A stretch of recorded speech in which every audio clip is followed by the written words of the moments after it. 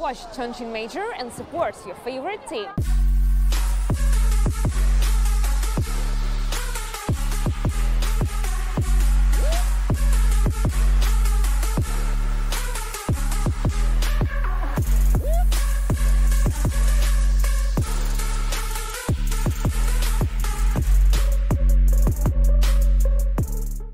VP is going to be the final boss of this tournament. They have already made it to their second grand final of the year, and they're going to look to win their second major. But the thing is, we look at the lower portion of the bracket, and we have plenty of teams that can make waves. Secret is going to be waiting to actually get their revenge on VP. But then we got to bring up the fact that we have all of these teams today, 4 teams that are going to look for their chance to move forward in the lower bracket and get into that final, get into the grand final. And to talk about who we think is going to be able to do it, I got on the desk with me right now, Gods and Black. So let's start to talk about yesterday, what we actually saw, because we saw some pretty incredible Dota.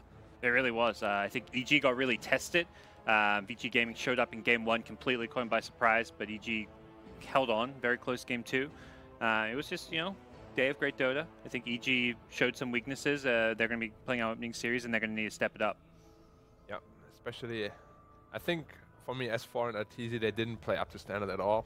It was mainly Crit probably carrying Earth them. Spirit, yeah. He put on a clinic on his Earth Spirit. If he doesn't step up today and they perform like yesterday, I think they might be in trouble against EHOME. So I will say as well, and it was something that we did see with EG, yesterday we started to see a bunch of new heroes get locked in. There were 6 new heroes. EG was one of the teams that took those risks, and RTZ is one of the players who actually is playing on a hero that we haven't seen yet. What do you think is going on right now with them as they're assessing the field of play? They're just going back to their comfort counters that they used last major even. It was always Arc Warden against Terrorblade. It's one of the best counters in the game. And even the PL against Jug, I believe. Jug, yeah. it's if the game goes late, they just can't lose. And as we said before, they're always looking to get to that later portion of the game just to make sure that they outplay the opponent there. It was kind of this reminder, Dota is a pretty balanced game. All these heroes, just because you're not seeing them doesn't mean they're not good. It just means, you got to pick them in the right situation, which is what was happening with EG. And let's actually talk a little bit about the other teams. I want to talk about LGD and I want to talk about EHOME, because these are 2 squads that we haven't gotten to see in a little while. And you talk about them, they looked incredible, but they still get 2-0'd to get knocked down here by Secret, who you can see just hanging out, waiting. They're going to find out today who they are going to play for that match to decide if they're going to make it back up to winners. Let's talk first about EHOME. What have they looked like in this tournament to you, Gods? They've looked a bit more stable. I think that EHOME in the minor and even in the group stage of this tournament had some kind of out there drafts. Zhao 8, their coach, is definitely a guy known for some of his out there strategies and has led a lot of teams to great success, including TI championships before. So draft-wise, they've been hit or miss, but they've kind of, I think, stabilized a bit, found like a core group of heroes that work for them, so their draft, it seems less like they're just pulling stuff out of nowhere. Yeah, and when we actually do talk about their matchup in detail, Black, I'm going to be kind of grilling you, because you were the one who was saying their drafts could definitely beat themselves at times. But before we do get to dive into that first matchup of the day, let's talk more about what we are going to see, because it's 3 elimination series, and as we mentioned, it will determine who plays against Secret. So let's talk about that other matchup that's a little bit later on, give a little bit of a preview to what's to come with that, with LGD and Fnatic. How do you think these 2 teams really do match up head-to-head? We saw a lot from Fnatic yesterday. I'm excited for that one. I think Fnatic's just looking stronger and stronger every tournament. We saw MP have a game where he just took it into his own hands, carried the hell out of his team. So every player in Fnatic seems to be stepping it up right now. So that's a good sign going up against a team like LGD. Yeah, and as we actually do talk as well about everything that led up to these matches, we have to take a deeper look at everything that happened yesterday. Here are some of the key moments.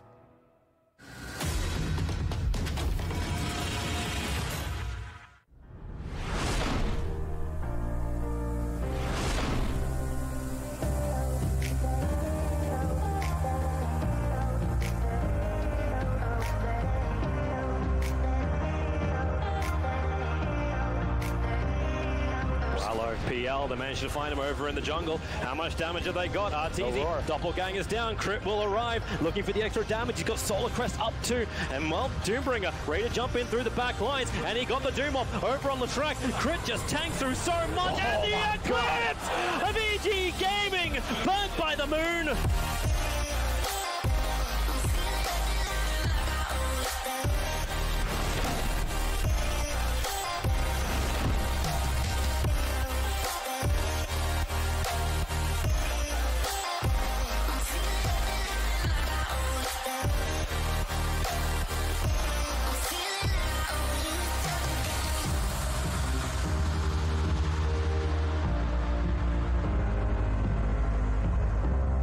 Obviously, Liquid, or Fnatic might not know about this. Matuma Man's pretty far forward too. Ice just found him. The BKB comes out. He's going to try and get the life steal up for himself in a second. But now Mind Control having already died. They chase forward. They blow up the tree. GH takes it down. And now a Sunstrike. It finds the kill. Liquid have fallen apart.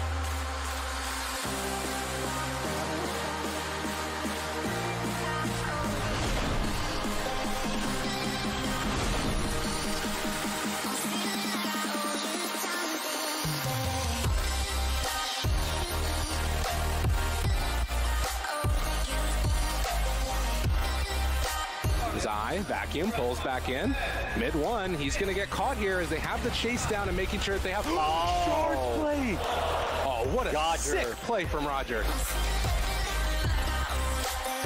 And Roger, the snowball onto the creep wave. Nice play there, but mid one is waiting for him. Looks like they were able to get out with the StarLadder, but Slark keeping the eyes on Roger and again able to go for the TP out.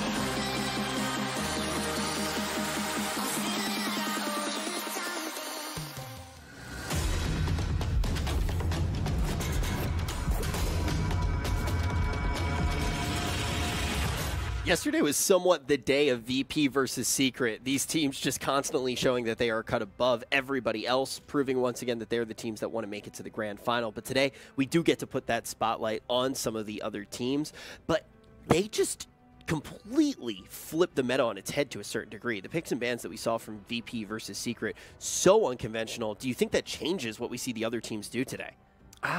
Probably not. It will definitely change what they're doing, like, you know, as they go further and are going up against Secret or, you know, eventually VP. But the teams today have to stick with what has worked for them. I don't think EG's looking at VP Secret and be like, oh, we should try some of that VP Secret flavor, like the Slark, for example, which was a bit out there. EG's going to keep picking their OG for Sumail, their TBs for Arteezy. It's the EG formula doesn't change. You don't think we see 5 melees today from any of these teams? It might happen. I would love it. Against some techies as well. You're just like really digging deep there, bottom of the barrel. Like, let's grab a techies. That'll work. Techies against 5 meter heroes is the dream. Techies is not a very strong hero right now, I don't think. He really is not. Yeah, I mean, coming from a resident AM spammer, and I want to look at some of the stats that we've actually seen from some of these heroes. When we talk about AM, this was one that was kind of controversial on the desk. I'm pretty sure that Lacoste is going to come in with no beard today. I mean, if he honors his bet, we discussed yesterday, AM is going to crush a game at this tournament. It doesn't matter when even, and it happens just the first series that he does. He was casting it too. That was it was just poetic beauty. I was like, wow, you just accepted that bet, and then just in that series, you lose your beard already. I just messaged the group chat, and I was like, Lacoste, I think you need to shave. Eyeballs, eyeballs, eyeballs emoji. Well, we'll see. We'll see in a little bit when he actually does get in for his shift. But besides the AM, look, Lich is going to get picked a lot. Grimstroke is going to get picked a lot. We've already talked about that so much. Is there anything, though, that you feel like we haven't really mentioned nearly as much? OD, maybe? Earth Spirit, yeah. He's 61, highest win percent on that, most picked heroes, and he's been crushing it, whether it's Crit playing it, whether it's, you know, some of these other players on it. We saw Vici Gaming busted out on Fade. These Earth Spirits have just been... DJ as well. Yeah, DJ. There's so many great Earth Spirit players in this tournament and still left in this tournament. And Earth Spirit, too, I feel like this is one of those heroes that we've touched upon where it's like you don't necessarily just jam it because it's open, right? You do need somebody who is relatively skill-capped on it. Now, one that's interesting, in context of yesterday is IO, because IO just banned in first phase nearly, you can see right there, 74 bans in the first phase. Yesterday, it's open and doesn't get selected 2 times in a row. That was really interesting to see VP and Secret move outside of what we expected. Obviously, the third game, we do get to see it with a very interesting composition backing it up as well. But let's talk about the Huskar. I feel like we haven't really seen very much of the Huskar, and it kind of caught us off guard yesterday to see it. Do you think we can expect to see Huskar get through at all today?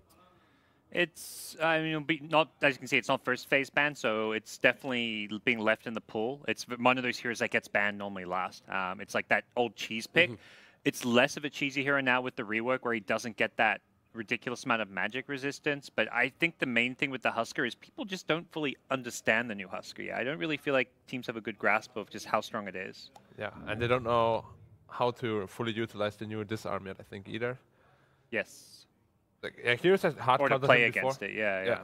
Like for example, the PA, it used to be one of the best heroes against Huskar. Now, until you get BKB, you can't even touch him. Yep. But, you know, people are still figuring it out. Recent rework, so. One person who doesn't have to figure anything out. We're seeing the same name pop up twice on our tournament records. Very impressive to see there. I do want to say, moving into today, we've seen about 34-minute games throughout all of the CQ Major. That is the average game length. What does that tell you about how games are playing out right now? What does it tell you about the current patch, Gods? It's going very quick. Late games coming a lot earlier. Everyone's getting more farmed. The big change on the recent patch was, these towers just have way less armor. The games just seem to be, getting expedited, where 30 minutes in, these carries will have 4, 5 big items, whereas in the old patch, you have to wait till like 45 minutes. So it just seems like things move along a lot quicker. Teams who get an advantage can kind of snowball faster, and that's where games are just generally going a lot quicker than they have in the past. And we have seen it pretty consistently, right? There have been a few moments where we actually did get down to the games yesterday, and we saw teams play somewhat differently than we expected. They not only had that late game insurance, but they seemed like their win conditions were very focused on going way later than we've seen in this patch. It seemed like it was a level of nerves, but then we get to VP Secret. Those guys have absolute nerves of steel. It doesn't seem to be a factor. When we get back to the lower bracket today, when we see LGD versus Fnatic, when we see EHOME versus EG, do you think we'll see any nerves, Black? Do you think we'll see people getting on this main stage here in China and saying, okay, let's build something a little bit slower and let's let our decision-making play out there? I think the only 2 teams that it could happen to is probably EHOME and Fnatic. The rest is like 2 seasons already for it to really affect them. And I mean, EHOME, they have played on a minor big stage, of course, but it wasn't like a big stage. It was like very, very local. It wasn't even, like in a stadium or whatever, so they didn't actually have to play in front of a crowd. But now, it's like the home crowd. There's probably a lot of pressure on them. Yep. And same as Fnatic, we spoke about it yesterday. Mentality is their biggest problem. We haven't talked about it in a little bit, but I mean, EHOME bodied that tournament though too. Like they looked fantastic at that tournament. They lost 1 game. Yeah. And you pretty much said that they lost that game to themselves, right? Yep, it came down to the draft in your mind. So that's an important thing to take into account. I will say EG, though, this is a team that I have a question about right now, Gods. Are they a team? I feel like they slowed stuff down a lot. The way that they were actually looking at games seemed completely different mentality-wise than some of the other teams. Yeah, they're the slow-paced team right now. Let's farm for late game. Let's get all 3 of our cores online. They don't really focus as much on the early to mid-game playmaking and objectives. All about, the late game insurance policy of Arteezy. Sumail is playing this mid OD, often getting Midas. EG just don't seem in a rush when they're playing Dota. And now when we talk about our top 3, all in all, obviously we talked about the matches that we're going to see today. Now we're talking about what we're going to see tomorrow. Out of any of these teams, if you had to pick one team right now and say, okay, this is the team that I would choose to pull down this entire tournament, this is the team I would send to the top 3, who would you pick out of our 4? I'm going to go with Fnatic. Fnatic? So you think Fnatic is the best hope outside of VP and Black Secret? just gives me this look. He's like, are you crazy? Yeah, I'm going with Fnatic. I got a good feeling. It's because you're biased. I'm not biased. Okay, I'm a little biased. Okay, I'm quite biased. You're very biased. Very biased. Okay, I get it. There's some bias, Black.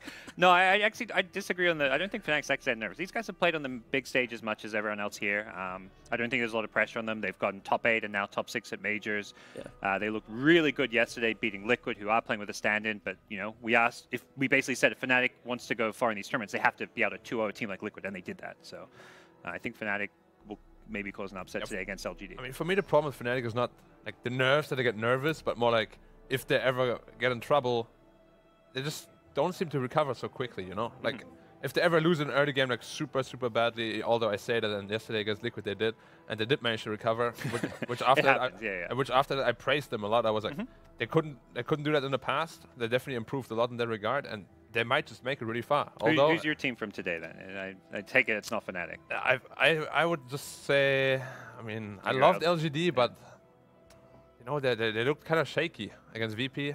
So I probably have to go with... All right, let's go Fnatic, man. Let's go Fnatic. Oh, my God. After all of that. After all of that. We're going to hear Fnatic. All right. There well, good work, man. Good work. Convinced him into it. Yeah, I think that's just you doing your job really well. You're completely convinced Black. They're completely out there. If you want to have a safe bet, you should probably just say LGD. LGD or EG, I think, is the safer bet. Okay. That's, you know, you look at the odds on it or whatever it is, it's probably LGD a favorite, EG right below them, and then Fnatic, EHOME are probably kind of similar odds maybe. But you take into account the pressure, and now it very much is going to be here. We've already seen, yes, there is $1 million on the line, right? You want to get the king share of that prize pool. But when we talk about DPC points, folks, it's already so important to your road to TI, because we look at VP and Secret, we're saying these guys are already looking like they have pretty much a clear run at it. VP mathematically in. Secret, realistically in. I don't think they're 100% mathematically in. If they win, that does change it, right? If they even, I think if they win their next game even, mathematically they are. I'm not going to confirm that, but we will double check. I mean, as we said, like a meteor has to hit Earth for them to not make it, even at this point. Yeah. Like, there's no way they're not going. Stranger things have happened, right? Stranger things have happened. Who knows? Maybe you'll be at TI. Maybe I'll be the meteor. There we go. Maybe you'll be the meteor. But when we look at these other teams that have already cracked that top 6, you have to start thinking, if you've had consistent placings right now, you already know you have these big... Look, VP Secret, they have a gravity. They are sponges right now for DPC points, which mathematically lowers the amount of points that you do need in the tournament. So when we look at these names, how have they already done in the previous majors needs to be something in your mind as to how far they will be able to go, how much impact the DPC points will actually have. But now our first matchup of the day is about to get ready, and it is going to be a great way to start the day. EHOME versus EG. Already it's mentioned that EG may be one of these teams that you want to put I mean, you want to see them potentially take it, right? They have the chance to do it. They're doing it for NA. EHOME looked great at the minor. They only dropped 1 game, and here today, they are trying to make that deep run. These two teams going to be taking the stage right now in the first series of the day. We are about to see 3 teams eliminated. Which ones are going to stay to play against Secret tomorrow in the final day of play at the CQ Major to try to grab not only the prize money, but the DPC points? We find out right now.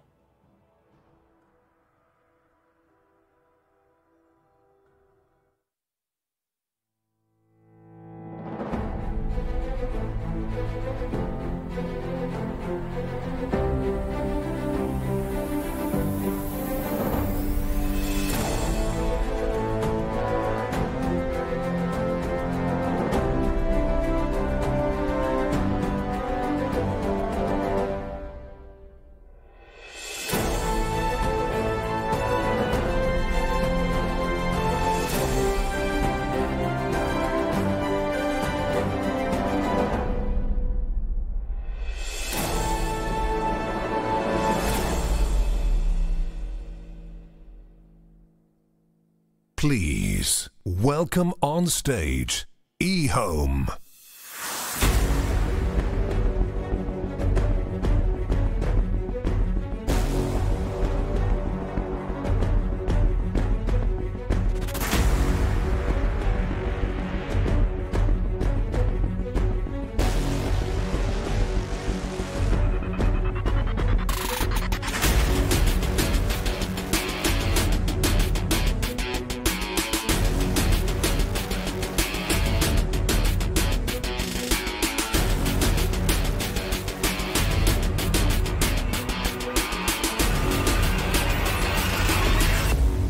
Please welcome on stage Evil Geniuses.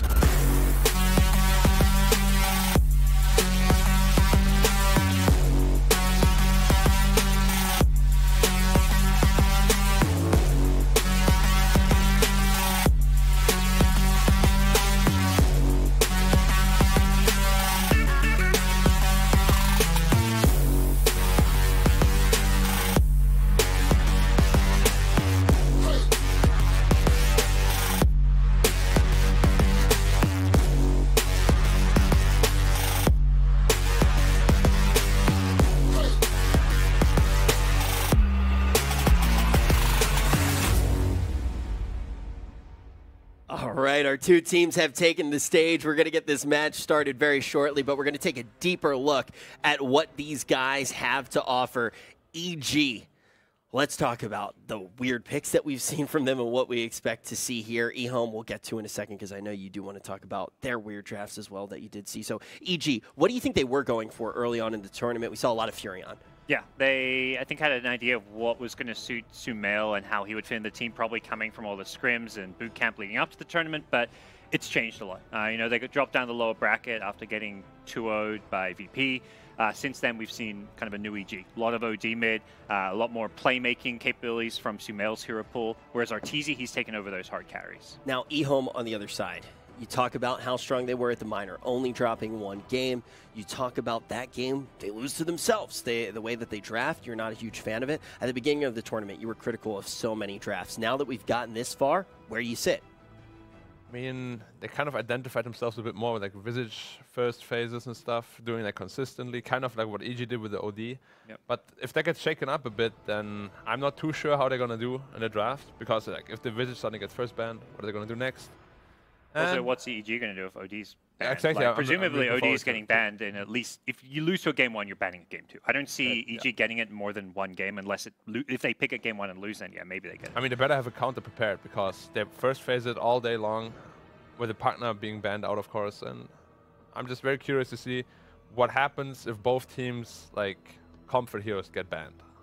Okay, so comfort heroes are going to be the name of the game in your mind if we want to see if they get banned. At this point, suddenly these teams have a lot of research material if they want to go through, see what if EHOME's been doing on the side of EG, and EHOME, who's on your screen right now, they can definitely take a peek at what EG's done. I think one of the criticisms we've heard a little bit, I actually was about to say that I've done, but I should not be criticizing or analyzing anything right now. But does EG at any point feel one-dimensional to you? Have they felt like they're trying to go for one play style over and over again, Black? I mean, it's certainly the same play style, but the way they get there is always a bit different, because they do run quite a big variety of hard carries, I think. And the way they get to late game is different for all of them. So let's hear from EHOME how they're trying to prepare for this. What are they going to try to bring against EG? They've seen what they're doing. Let's hear from EHOME.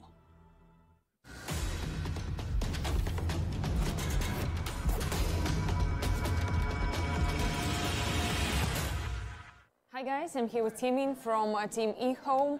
So how did past days went for your team? Maybe you can remember some particular game that was very interesting for your team. 有意思倒还好吧，就印象比较深的其实是前天吧，可能是打秘密那个第2场嘛，输给他们印象比较深吧，因为那个感觉可能是因为有一些压力吧，就是太过于想赢那个 secret 的，所以导致自己的一些决策就是没有过多去思考，就是这个游戏该怎么进行下去会赢吧，就是打得比较没有策略吧，然后输了那场比赛，所以就是觉得挺不开心的吧，就挺后悔那场比赛没有赢下来的。Why secret? Is it your biggest rival or something? Why it was so important for you? 因为就是我们觉得。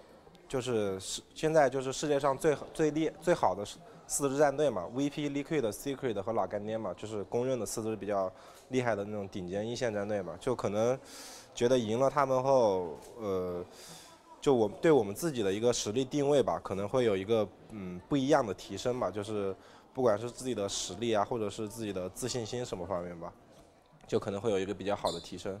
Do you feel like the momentum from the Bucharest minor still helps you here at the major?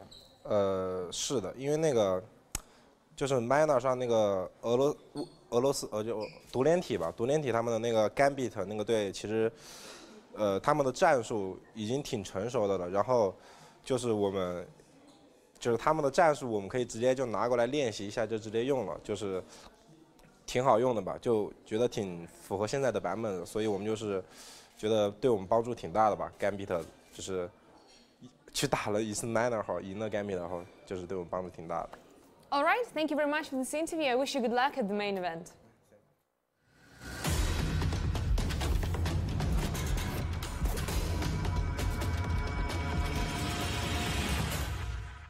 And we learned a lot from that interview as well. And you can tell EHOME definitely coming in the right mental space. They wanted to beat Secret. They wanted to kick their team up, not only in ranks, but they want to prove that they can be one of these top teams. You hear him say the top 4 teams that he thinks there are in the world, one of them no longer going to be in the tournament. They still are. EHOME needs to be feeling good about that. And the question is, will they be able to get that rematch against Secret and prove that they can do it?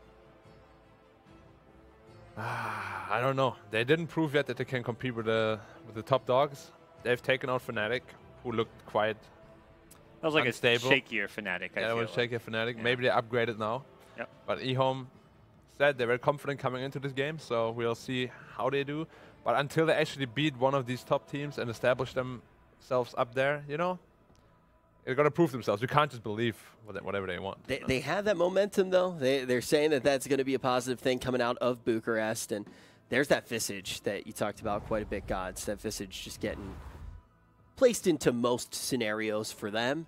But EG knows that they've done it at this point and can definitely try to play around it. Yeah, it's definitely one of their key go-to strats and something EG is either going to let through on purpose and have a response for, or just ban out in the first stage. It's going to be interesting to see if teams start banning like the key core heroes like Visage, OD, or if we see the target on like the the top meta picks, the Earth Spirit, the Tusk, heroes like that, which have been so good. Liches, Grimstrokes, those heroes also ban worthy in their own right. So I know we're getting a little bit ahead of ourselves, but with EG right now, if you look at EG and you say, okay, maybe we let the Visage through. It's better to know what we're going to be playing against. What would they be looking to say, okay, we let the Visage through because we lock in this? What do you think EG could think about playing here, Black? A variety of heroes. I think a lot of hard carries are actually quite good against Visage when they get to the mid-later portion of the game, but a lot of offlaners too, that just, the damage mitigation from like the Underlords, the Crimson Guard heroes, like your Centaurs and stuff. Even Darkseer is really good against Visage as well. I mean, there's a lot of heroes, a lot of ways to deal with Visage, but at the same time, I think there's a lot of ways to deal with the OD as well. And VG didn't address it at all, so I just hope today, if they let the comfort heroes get through, they have a way to actually deal with it. Because yesterday I was very disappointed with how VG dealt with the first pick OD in 3 games consecutively. Now, how do you feel about EG's performance as a whole, right? They go against VP, it's an 0-2. They go against Fnatic, it's an 0-2. They make it to the lower bracket very quickly. We talk about them thriving in that loser's bracket, going for very impressive bouts. But if you're an EG fan, are you happy with this major so far? Not really. I think they expected a bit more. Yeah, and I think they also expected to beat VG maybe a bit easier. Yeah, I think the woes for EG came from the start of the group stage. I think, EG is always a team held to a very high standard because of their roster and their organization, their history, being a TI winning org. So they started slow. But where EG's been the last, yesterday and even the last day of before we came to the main event, it's been a very different EG squad, basically since they lost to VP. And I feel like that EG is what people want to see. So you think that EG is here? You were confident that the EG that can win a tournament out of the loser's bracket has arrived here at CQ? The EG that can get top 3, I'd say. VP Secret, hard to say. I don't think anyone outside of that field of VP Secret is really showing that they're on that level yet. Definitely teams like EG, LGD, Fnatic, even EHOME have the potential to be there. Just not out there yet. We just haven't seen EG necessarily show up and just smash someone to smithereens at this moment. And you're kind of all the games they win is very close always. It's like not like a one-sided stomp, but it's also because of their playstyle. Like they don't draft to win games early. Yeah, that's a big thing that we've talked about. Is it seems like they're almost playing outside of this 34-minute range that we expect games to go to. And when you guys were talking about the Visage, it seemed like a lot of those potential counters would fit in that strategy as well. So a big thing that we're going to be looking towards when we do get to the draft, going to be the Visage, going to be the OD, based off of what we've seen from these squads so far at our major. Elimination series, you know that these guys have put in the work to think about what they want to do in that first draft and actually go around the playstyle of their opponents here. Yep. Before we see the draft, though, I'm going to put you guys on the spot. Like to do it early in the morning when you're not ready, when you're not on your toes, haven't had your coffee yet. Who do you think is going to win the series? We're going to start with Black. We're going to start with Gods. That always makes me go first. And then I got to convince Black that. You can't convince me. I already think know my EG pick. is going to win 2-0, I think. I thought EG was going to win, but not 2-0. Maybe 2-1.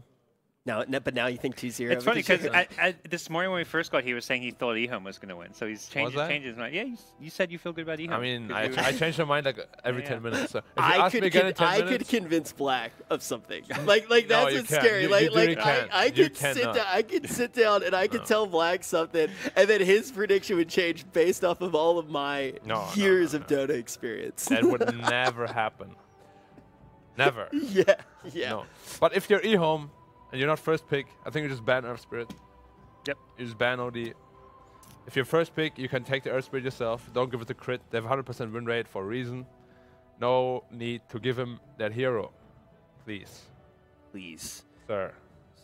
He's such a key player for EG that I think if you take his key heroes out, not even just the Earth Spirit, but even target the Tusk or something as well, it limits EG's playmaking ability. We saw a game yesterday where they had like 3 cores with Timbersaw, S4 playing that, and their only stun was crit on Earth Spirit. And if you take away those playmaking stunning heroes that he has, suddenly it's like, well, what's actually left? And we also said, or at least I said, I don't think they would have actually beaten like a higher tier team with that kind of draft. Like VG kind of crumbled as well. I do want to ask right now before we actually start talking about what we're seeing in the draft. Yeah, ask. We talked about some weaknesses potentially on the side of EG. S4 talked about a lot yesterday. Is this a player that you're looking at in the laning phase saying, okay, we need to see him show up? I mean, they won a game where he died 7 times at 12 minutes. He recovered nicely. Yeah, he did recover. From 0-7 to like 7-8. He was what? That was the Doom game? No, that was Timbersaw. Oh, Timbersaw. Yeah, I mean, his Doom also was like 0-7 though. Yeah. But they still won that game. And then, the game they lost, it was, 0-9 and 2. That was one of his poor performances. But there is a common theme where, S4 is having a rough time, dying quite a bit in lane. So we'll see how he performs here. They just go straight to the Tarot Blade. Interesting they go that over the OD. It's kind of I'm surprised. I mean, it's because they don't have first pick. Yeah, they feel like they can't ban out the partner. Pugna, yeah. If they pick first 2 OD, then Pugna comes out. The Darks are giving us a little thumbs up. We're like, yeah, I'm picked. Now, why would the Pugna be so strong in this matchup? I know we have been seeing that quite a bit, and we have seen it get banned out when picks like this come out. But for anyone who hasn't gotten to watch, why would the Pugna be so strong against what EG's trying to bring? I mean, just against the OD in particular, because every time you hit someone with the orb, it costs like up to 180 mana. Then if the ward of Pugna is out, then it deals like, I don't know how much, like 200 damage every time you want to hit someone. And then, of course, you have the Decrepify as well. That just amps the magic damage and can save targets. Just all around, Pugna is a great hero against the OD. So you can't pick it up if you're a second pick, because EHOME would have just responded with a Pugna. So you just go ahead, bring that TB, a lot safer. We've obviously seen it perform. Yeah. I think if EG actually has first pick, they might just go back to the OD if EHOME lets it through. But we'll see about that in the next game. I mean, if EG want OD, they can ban the Pugna and pick it. The thing is, maybe because they've got second pick, they want to use that last pick for Sumail. Yeah. 10 seconds remaining. See Puck banned out here. The Sumail Puck, one of the stronger heroes. I haven't seen him play it yet this tournament, I believe. But he's somewhat making a comeback after the leash change. Yeah. ASD played an incredible Puck game. Yeah, I mean, he also played an incredible SF game. Yep. He had lots of good games. He's one of these heroes, too, that we've seen more and more frequently in the later stages of our tournament. SF? Puck, I would say. Yeah, we've seen more and more Puck. Especially since we've gotten to the main event, gotten up on the main stage, we started to see him come out quite a few times. Puck is like a 4th or maybe even last pick. If you don't have any stuns or ways to deal with him, he's so obnoxious. They did play it once against Aster in the group stage when they won. And they won? Yeah. I can't remember. I don't know if it was Sumel or S4 who played. I just remember seeing the I mean, they the both draft. love pucks. Yeah, yeah. Both sense. Seems like a very smart band then coming out on the side of EHOME, and that was something that we mentioned. We know that they are going to have plenty of research against EG. That was one of the reasons that we were caught slightly off guard by the OD not getting banned out. Plenty of reasons for that. Was that? Oh, There's the Pugna ban. okay. Yeah, so. Speak of the devil. There it is. Yeah, so this is, I mean, it's a very different approach to the draft. Not so much from EG where, you know, ban Pugna, pick OD. That's the exact same approach we've seen game after game. It's different because they're probably one of the only teams who have last pick, and they're not last picking their mid. Yeah. But the only stage you can do when their second pick is actually this pick. Yes. So we can see they still highly prioritize the OD. It's very good with the Terror Blade. You always have a save. And, I mean, the early game might be a bit rough if OD loses his lane, but there's not too many great lane heroes against him if the partner is banned. Yeah, what are EHOME looking to pull out against this? They've left in the pool intentionally. They wanted to verse it this first game at least. And I'm not sure. Maybe they didn't think they would pick it like that if they're not first pick. But just OD plus these position 4 roamers is so scary. If you get Astraled and a Tush just walks next to you, you're just dead. With most of the mid heroes, at least. Now, I hate that combo. Already, with just the 3 heroes that we've seen on the side of EG, I'm already hearing you say things like, yeah, the laning phase might be scary. This is just kind of a common thread that we've had with Evil Geniuses. Do you think that they try to remedy that in their next 2 picks, or do you think that they go deeper towards that strategy? I think EG's lanes can be quite strong. Because OD by himself usually is not that good, but when you have a roamer like Tusk, as I said, you get an Astral off and it can transition into a very easy kill. Terror Blade itself is not the strongest, but can just resort to the jungle. And they just want to leave their last pick for that offlaner, which is going to be... Yeah. Okay, Flies Phoenix. So, again, late game. This is not a hero that excels in the early game laning stage. It's just, you know, you've got this team fight later on. You can have a slow laning stage. You can be behind, but you have this big team fight potential that you don't mind if you're down 5k gold at 20 minutes in because you can just team fight. Are we going to see Faces Void? With the Jakiro? Yeah, I was wondering that. In the safe lane. Yeah. Void Jakiro, pretty common combo. Doxia as well. Yeah, good with the Iron Shell, and then you just get some kind of explosive mid hero. Or you could even do Tiny mid. Actually, maybe not so much against the OD. I think Void could be a good pick, although you do have a save. 2 saves. This EG draft just seems very EG from what we expect so far throughout this tournament. We've seen the Phoenix quite a bit. We've talked about the OD at length. Is EHOME trying to counter this? Well, you always bring up the glasses. This is like the first thing that Black brings up every morning. Ready, willing, Tinker. fully enabled. It's a very early Tinker. No. Well, I mean, they have last. They don't have last pick anyway. This is basically last pick Tinker. Yeah. It's no different. So this is their lane / game response to OD as well as, I mean, it's a TB counter, so. They should get rid of the Beastmaster, I think. Because Beast is one of the best offlaners against Tinker. Anything else is great against him on the offlane. Fuck is banned out. Kind of heard the crowd there too for a second cheer when the Tinker did get locked in. Bust out some clockwork, you know. I mean, that's for clock. It's possible. It really is. It's not like the worst option here. Yeah, but I think Beastmaster would be their preferred option if they can get it. This is their first time playing Tinker at this tournament, or even they didn't play it at all in the minor either. So yeah, they did. Be interesting to see how they fare with it. When I mentioned Earth Spirit being one of these heroes that you really want somebody to be skill capped on, I feel like you guys have said that about Tinker, but even further, like when you see a Tinker, do you need to see certain players on it? Do you need to see a player who has played Tinker at length? What is it about this hero that makes it difficult to play? The difference between like a really high level Tinker and just a good Tinker player, I think, is pretty significant. It's mostly positioning, I think. Yeah, positioning, but also, I mean, the mechanics too. Like the way you have to use spells and items faster than probably almost any other hero in Dota is pretty unique to Tinker. Yeah. And all those small things add up and can make a big difference. So you can still get away with just like a solid, good Tinker player, and maybe that's enough to win you games. But there is a big difference between those really exceptional players. Do you think we have an exceptional Tinker player on the side of EHOME, or is this just a pick based off the draft? We can't say because he never played it before. Yeah. But I assume they wouldn't just pick it if he is not confident in playing it. Yeah, I would say so. Yeah. So we'll see. He hasn't played it before in the minor or the major, so I'll be happy to be surprised. Definitely want to take a look at this Tinker in the game. Yeah. But all in all, EHOME's lineup, is it a direct answer to what Evil Geniuses has done in the most Evil Genius-y way that we've seen so far in this tournament? So they do ban out the Beast. And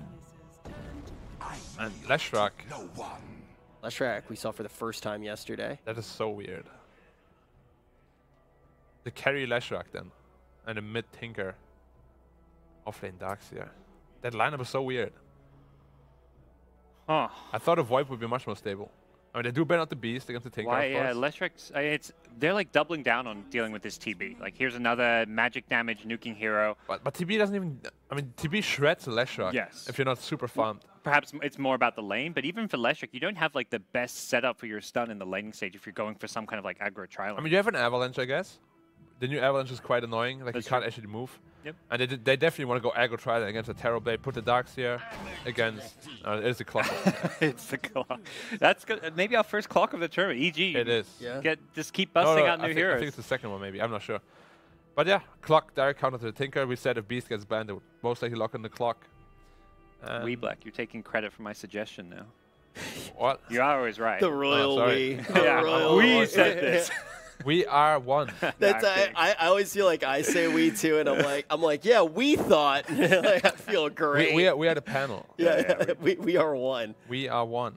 Yeah, I feel like I'm sorry, I need to be a better team player, Black. We did say that. We did say that. Yeah, I'm kind We also said there would ban Beast. You want to know this, Wee Rich? yeah, right. I mean, I've been saying we quite a bit, but what do we think right now of the draft? All in all, a few things catching us by surprise. Second Leshrac, potentially the second Clockwork as well. So, Gods, what do you think? EG's so much in their comfort zone. I think the Clockwork, while being a kind of new hero for them, is so perfect this game. It counters the Tinker. It's great against Leshrac. It's just a perfect fit for this draft. I think overall I like EG a bit better with the draft. 1-0 EG. Okay, all right. That's what we're going to say. A very interesting draft. Let's jump into the first game of the day. Man, we are ready to kick off the day. EG versus EHOME. The world is alive, the crowd is alive, and Kyle, we're alive, ready to cast this game. Oh yeah, I'm hyped, man. This is a series I've been looking forward to a lot. Obviously, EG, the hope of NA, the pride of NA, the last team remaining in the tournament. Yeah, yeah. And also some European imports Well, into the team as well. don't talk about that. Oh, sorry. EG, fantastic North American brand, but they're going up against EHOME, the team that comes out of the minor. They've played really, really hard. They played very convincingly through this, and now they find themselves not in the first round out in the lower bracket. Like, they've pushed through a very long way, and they look like a really good team. Yep. And they're a very young team as well, Carl. Yep, These guys are not old. Yeah, this team probably best represents the future of China. Ego, their carry, 17. ASD, the mid player, 19. Faith Beyond and Innocence, they won TI6. They're still both 20, and their oldest player is actually the new guy, Tian Ming, who's 22. So, like, the average age is just under 20 years old for this team. Whereas, as we've been saying, EG, like, vets. If you think of a team, like, obviously Sumel's still a young kid, but like this, they've been around forever. They've been playing at international events. In S4 Tal's case, for near a decade at this point, going all the way back to Heroes of Newerth. So this is a team with a lot of experience. EHOME with a lot to prove. Already top 6 at this tournament. Yep. Best placement of anyone who's won a minor thus far. Yeah. Although it is only his second major. Yeah, we don't have a lot of sample size for that one. Nahar's probably just rolled over on that Dota for a bit. How do you actually like the draft coming in here from EHOME? Because EG picked up kind of exactly what we thought they would pick up. The only kind of like weird curveball which fits this draft perfectly is the Clockwork for S4, an old school staple hero of his. But how do you like it against EHOME, going for one of your favorite heroes, the Leshrac, and the combination with everything else? Well, it's funny. I was talking some shit with Bulba just before this went live, and he was laughing about how EHOME is like the complexity gaming of China. And they're going to run at you. They're going to play for more of the mid-game, and they typically just want to smash you into oblivion and take your towers, your racks by like 25 minutes or so, 30 minutes. And we're thinking of all these ideas, something maybe a PL, a drought. EHOME's just like, nah, we're going to double down, run this no carry setup, and bank on their ability to just take total map dominance around that Tinker. Hey, you say no carry. We've seen a lot of power coming in from the Tinkers. Of course, we have also seen that in combination with Soulbind, but it's the Tinker running the safe lane for Ego, and we've actually got ASD taking the track towards the mid. So, as most people would predict, the lanes switch up.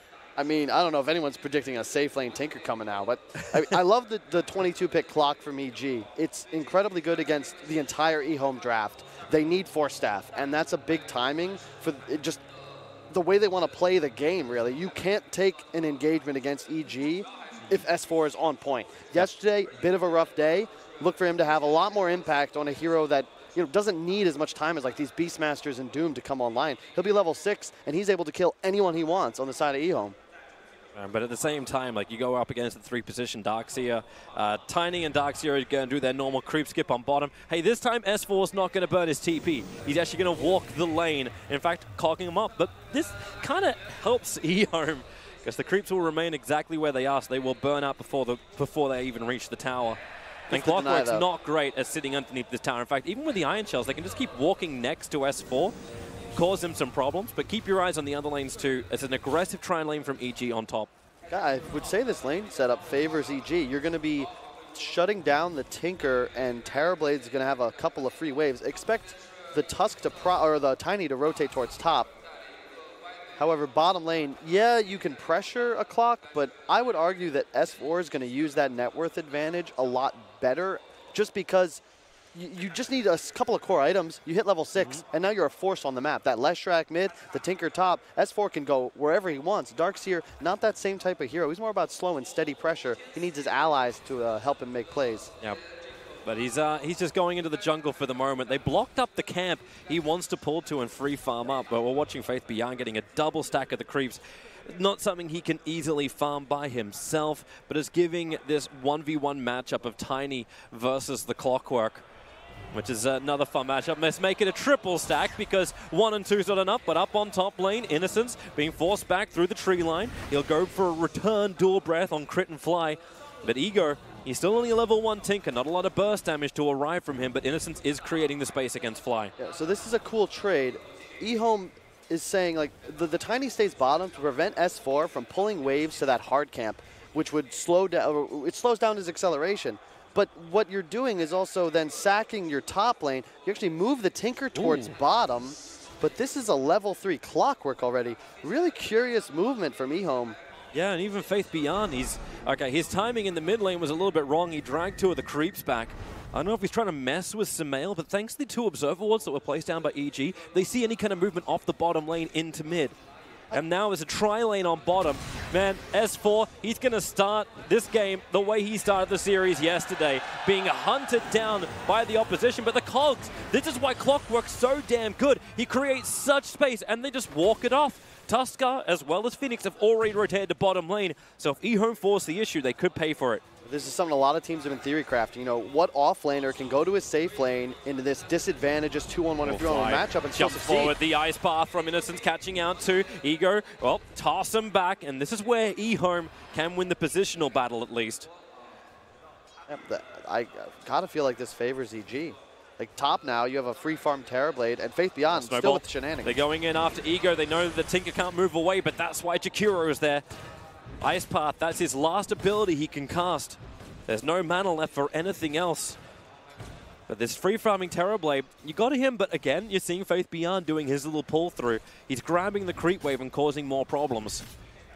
And then they just let the mid match up to go, which is 18-1 to the 22-4. That's a pretty close lane for the mid because no one else can influence it. They're all too busy fighting on the side lanes.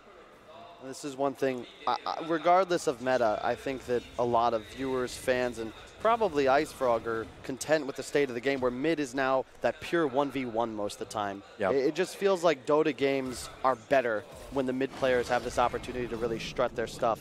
Not that, you know, remember when there were just 3 heroes mid the whole game? I remember when Lich Sacrifice was a thing. Oh, they've sacrificed a creep. The mid lane's already completely imbalanced now. Yeah, this is a bit weird from EHOME, though, because they're the ones on the clock. Like, they don't actually have any sort of right-click carry. Wow, Faith Beyond. I love this from him. He plays Darkseer the way Universe used to play Darkseer. Like, obviously, without the creep skipping kind of thing, but aggressive up in the face and actually go for the kills. Doesn't matter if you're alone. He'll take a 1v1 against a Terrorblade, who, even though he's got Metamorphosis, doesn't have Sunder. There's pressure that can be applied. Clockwork on bottom lane. They're looking for a kill onto Innocence, trapping him inside the cogs, but with the support of Ego, it won't come to anything. Ego's, however, level 2, and EG may look to dive here. You don't have Battery Assault for a few moments, so he should be, yeah, he'll be fine. He's actually just going to pull the creeps behind tower. That's even perfect for Jakiro to back off. He's going to stack, and this way is solo experience for the Tinker. Exactly. Tinker needs his XP. This is the hero that's got a snowball. Both Lesh and Tinker, they love having this nice start. XP-dependent heroes more so than gold. And whenever you can get free waves like that when you're behind. Faith Beyond with the confidence underneath a Metamorphosis Terrorblade stands his ground. So EHOME will claim 3 of the 5-minute bounty runes. Fly places a nice ward on mid, so they will notice ASD running towards that top shrine. Good efficiency as Faith Beyond's also farming up some jungle camps. They'll both utilize that. I like that little tip from ASD. It's like, hey, Samael, like, I appreciate everything you do.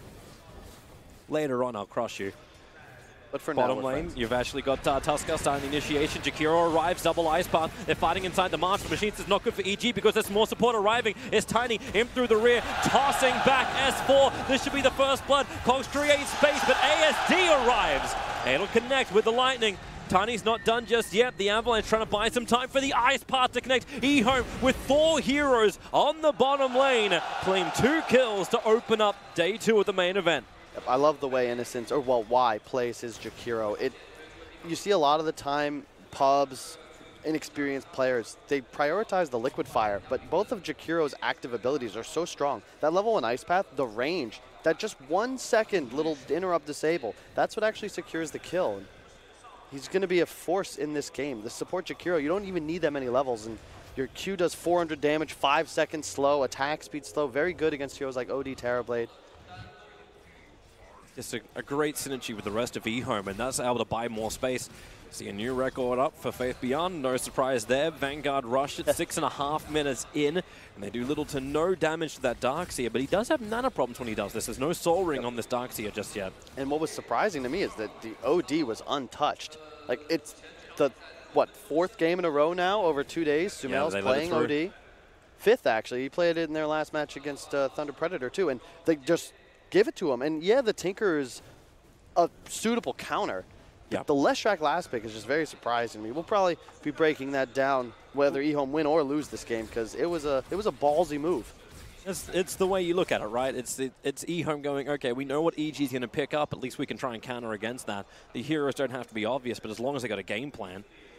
And so far, it's working out. You got Faith Beyond with a great start. My concern is just Ego's Tinker. Yep. I have not seen a side lane Tinker in like years. It's like he's just playing catch up, which the Tinker can do if he's able to farm up some stacks, and they do have 2 stacks in 2 different camps along the bottom. Concern, though, because now you have a smoke and a level 6 clock. This Tinker is food if he gets caught out. They're wrapping around the back, looking for the Tinker. Level 6 clock, as you said, going to look for the hook in, waits for it. Ego jukes it up, and they turn their attention over towards Innocence. He's looking to get the ice path off, but just so heavily interrupted. They're tossing and throwing around S4 with the Master Machines creating space. And EG, they got a kill, but it's not the one they wanted, but it still puts them on the board. And that right there is why Clock is such a good hero in this game. Multiple heroes are unable to get any spells off. Jakiro, notably, as you can see, if you're tanking a battery to the face, you cannot cast abilities. Great scout out. Tiny seeing the Clockwork, as well as Tusker moving into the mid lane. They were looking for the hook shot onto Leshrac. Yep. They also have the Observer and Sentry on the bottom lane that watches that movement out too. Difficult for EG to make the most of this Clockwork, but isn't this what's meant to happen? Like, Clockwork rotates and you find kill after kill. Yep, I mean, it's easy, and there isn't the same pressure you would typically see on clock picks where, you know, it kind of all ends your early game. In this scenario, EG, they're confident. Phoenix scales so well, the Tusk save, OD, Terrorblade, like, you have no qualms about bringing this game to the 30-40 minute mark. Clock is perfect, and again, you can hunt everything on the enemy side. It's the dream game for S4. Thinking about going for the Tiny. The stacking still continues for the Tinker, so he's looking for his farm there while Tiny just contests the Radiant stack.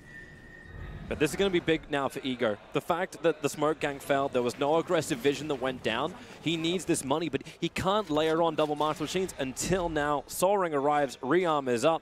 Now he can finally get the money and the levels. And ASD's getting a lot more space in mid than I thought he would.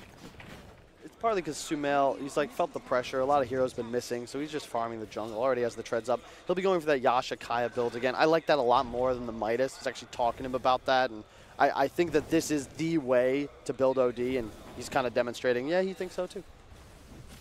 But it does mean that you get a net worth advantage.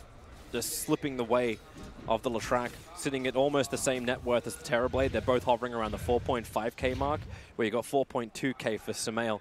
It's a little bit behind. The 10-minute bounty rune contest gets to happen once again. EHOME, they should already get, okay, they're going to get all 4 bounty runes. That is huge for them. The ice path goes down, but already Tiny to the toss. A little bit of missed synergy, allowing now the hook shot to come forward from S4. He'll close the distance, and trying to deny to the Ancients will not be in time. S4's battery assault kills off Tiny. Yeah, well executed, and that is something we should expect. Every time hooks off cooldown, S4 can look to find kills. Just simplifies the game state for EG. Oh, a little bit off. Arteezy's going to be the one passively farming. Sumail going to look to get a bit more involved, but also just worried about accelerating his own game. S4, he's just head on a swivel, constantly going to look for targets around the map, try and establish map dominance for EG. As you said, Faith Beyond having a good game. You can see what he's going for next. He recognizes, look, I had this super fast Vanguard Arcanes, but Force Staff is a necessity. That'll be what he grabs. And look, Leshrac as well, doing the exact same thing. You typically would see like a Yules first, but it's just so value to have a Force Staff in this game against Tusk and Clock. Yeah, it's kind of funny considering the series we cast yesterday, where there was no counter to any kind of big control, especially against the Tuskers. But it's looking a lot better for itemization this game. EHOME do have a small advantage, about 1.5k in the gold, even though EG have the 500 in experience. So this game very, very close, and kind of what at least viewers would have been hoping for, depending which part of the world you're from. Yeah, mid, they've got egg. Yeah, they're going to force TPs. So Fly tomed up. They're ready to go. Hooks off cooldown as well. And he's looking for it, but already the attack in from Tiny. Toss is available, throwing him back underneath the tower. Into the Pulse Nova. Not where S4 wanted to be. The Phoenix Sun does come out. They all got hit by the sprites, so they can't attack fast enough. Imprisonment from Sumail is actually going to at least buy time for Jakiro to walk away from this, but it will still not be enough. The shards are blocking up. Innocence can't walk out, but at least he can get the ice path down, so Fly will die in the back lines. This looked actually pretty clean at the start from EG, but it ended up being a 2-for-2 trade-off. But you do get Leshrac. Not the best trade for EG. They wanted to probably have a bit of a better fight off that egg. They used a lot of big cooldowns there, all ultimates expended, but you know, Arteor is just farming top freely, and sure, you're just not afraid when the Darkseer is the hero on the enemy side that's the most farmed. It is a lot of space for Ego, who's been quiet for the last 10 minutes. He's just walking through the woods, farming stacks, trying to get those bots up, 700 gold away.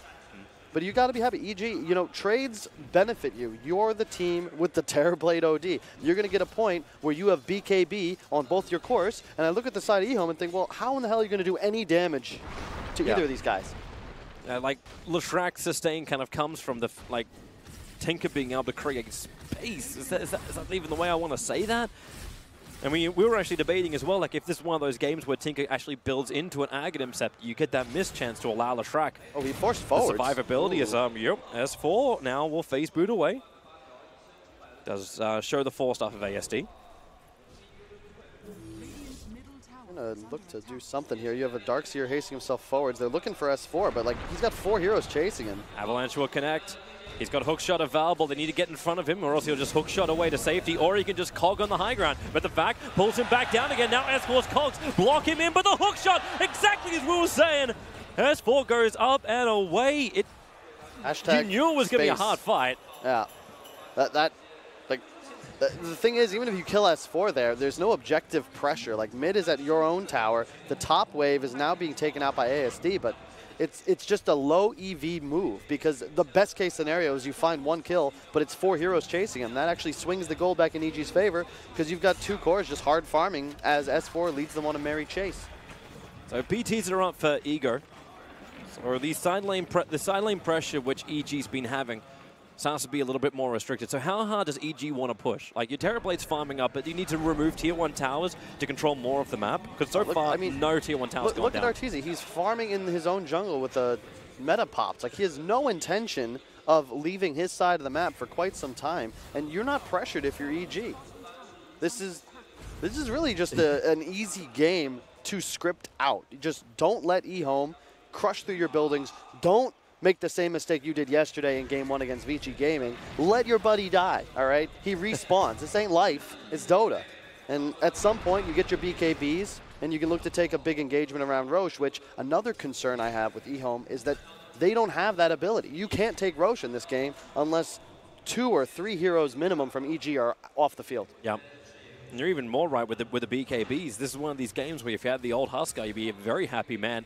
So much magical damage coming in from EHOME that you start to wonder, like, how do they really hit hard once those BKBs arrive? Like look at Arteezy's farm. Like Sumail as well, they're accelerating it fast. Like this is good if you're an EG fan, and they're going to take top tower uncontested, just continuing to mirror the movements of EHOME. They sniff out that, hey, they're going to be making this play on bottom, and we've seen this probably a few thousand times over the history of Dota. A Tier 1 for a Tier 1 tower trade on opposite sides of the map. Yep.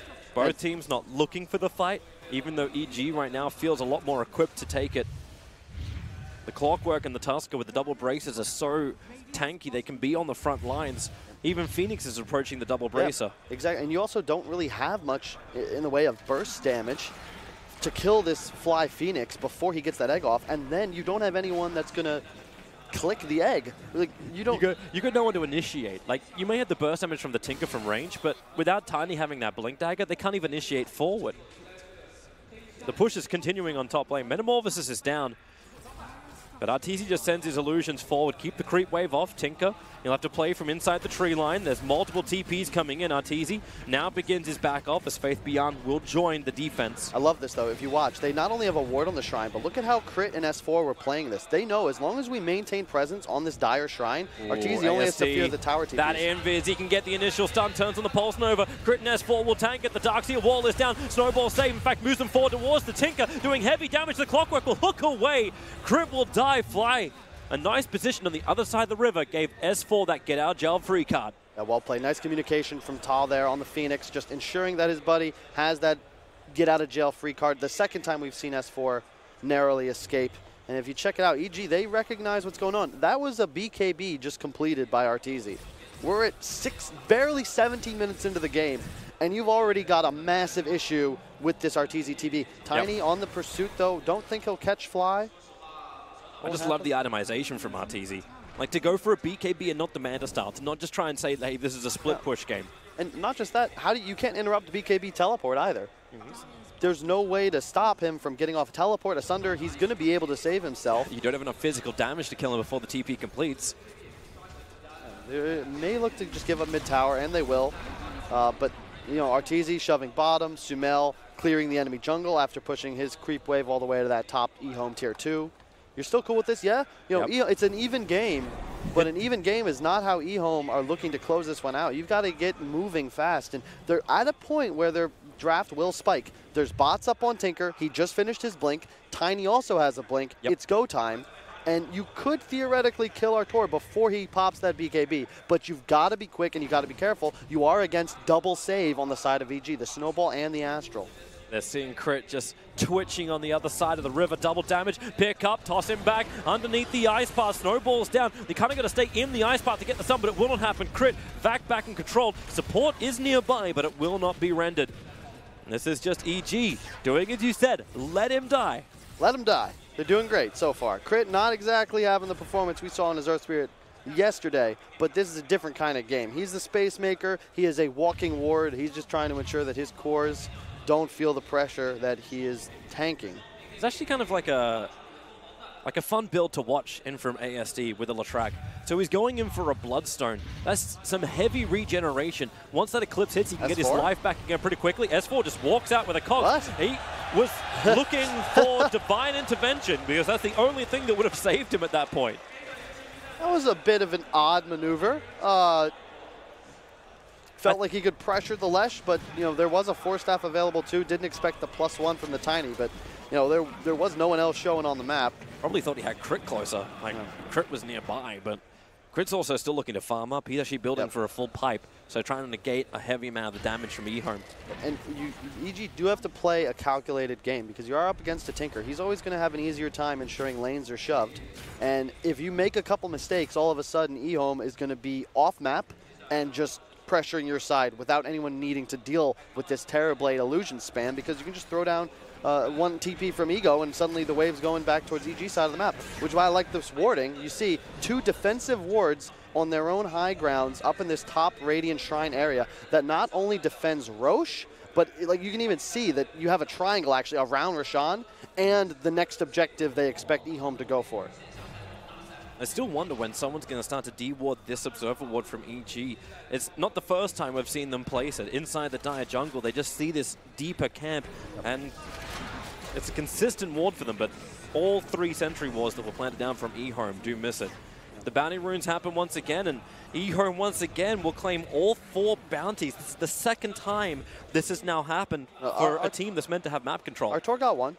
He got 1? Yeah. Okay, so 3. They got 3. They probably could have been a bit more aggressive. But again, you don't know what's going on in the team comms. And if I'm EG, if I'm Bulba, I have looked at this draft and told my team, look, guys, don't do anything really stupid. All right? We can do this. They're checking Roshan. EHOME are worried about it. Leshrack's pushing in the bottom lane in the meantime. He's going to TP towards the mid because Avalanche, he got the melee creep that was with Clockwork. And EG are looking for the counter initiation. EHOME don't want a bar of this. They just got the Bloodstone completed on the Leshrack. Yeah, this is a power spike for EHOME. You got to be careful if you're EG. You've got your ults up. You want to take a good fight here, but there's a Crimson Guard mech on the Darkseer. Movement forward. Hawkshot in from S4. Cleans up the line by putting the cogs down, but the 4 stars from EHOME allow the repositioning. Ego's getting the Master Machines down. The Ice Path and the Macro Pyre, not to mention the Darkseer wall. It's causing problems for Evil Jesus. They want to back up. The BKBs have been expended, and Jakiro is the only one to die, and he buys back, looking for the fight to continue. Here's your jump forward with a Sunder in from Martisi, combining with the Eclipse and Snowball. All of EG are taking the Uber Tribe all the way to the Tier 1 tower, killing off the Jakiro for another dieback. Tiny down as well. Leshrack's finding the back lines, but he's low on mana. Darkseer is pretty much out of it, so EG turn their attention to that mid-Tier 1 tower. Huge fight for EG. Massive Sunder for Arteezy. Oh, Leshrack, are you really forcing this? Tinker Rockets are flying in. He's keeping the spam up, but no one's low enough to die. And you can see EG, you got to be careful about these long engagements. When their BKBs are up, they have no fear. As they fade, you can see Faith Beyond Chasing gets a sick back off, and that's that tiny stun. It's one of the easiest spells to BKB because of that quarter-second delay before you're actually incapacitated. And Arteezy just like, casual. I have no more damage taken anymore. Gets the free Sunder off. You get Tier 1 tower mid. Well executed, and that's what EG wants to do. Trade your BKBs and big cooldowns. Get some sort of established pressure on the map. Take the engagement, and then go back to your own side and farm up. And Tiny's going to be pissed. Yeah. That so fight close. would have been so different if the tossback came on S4.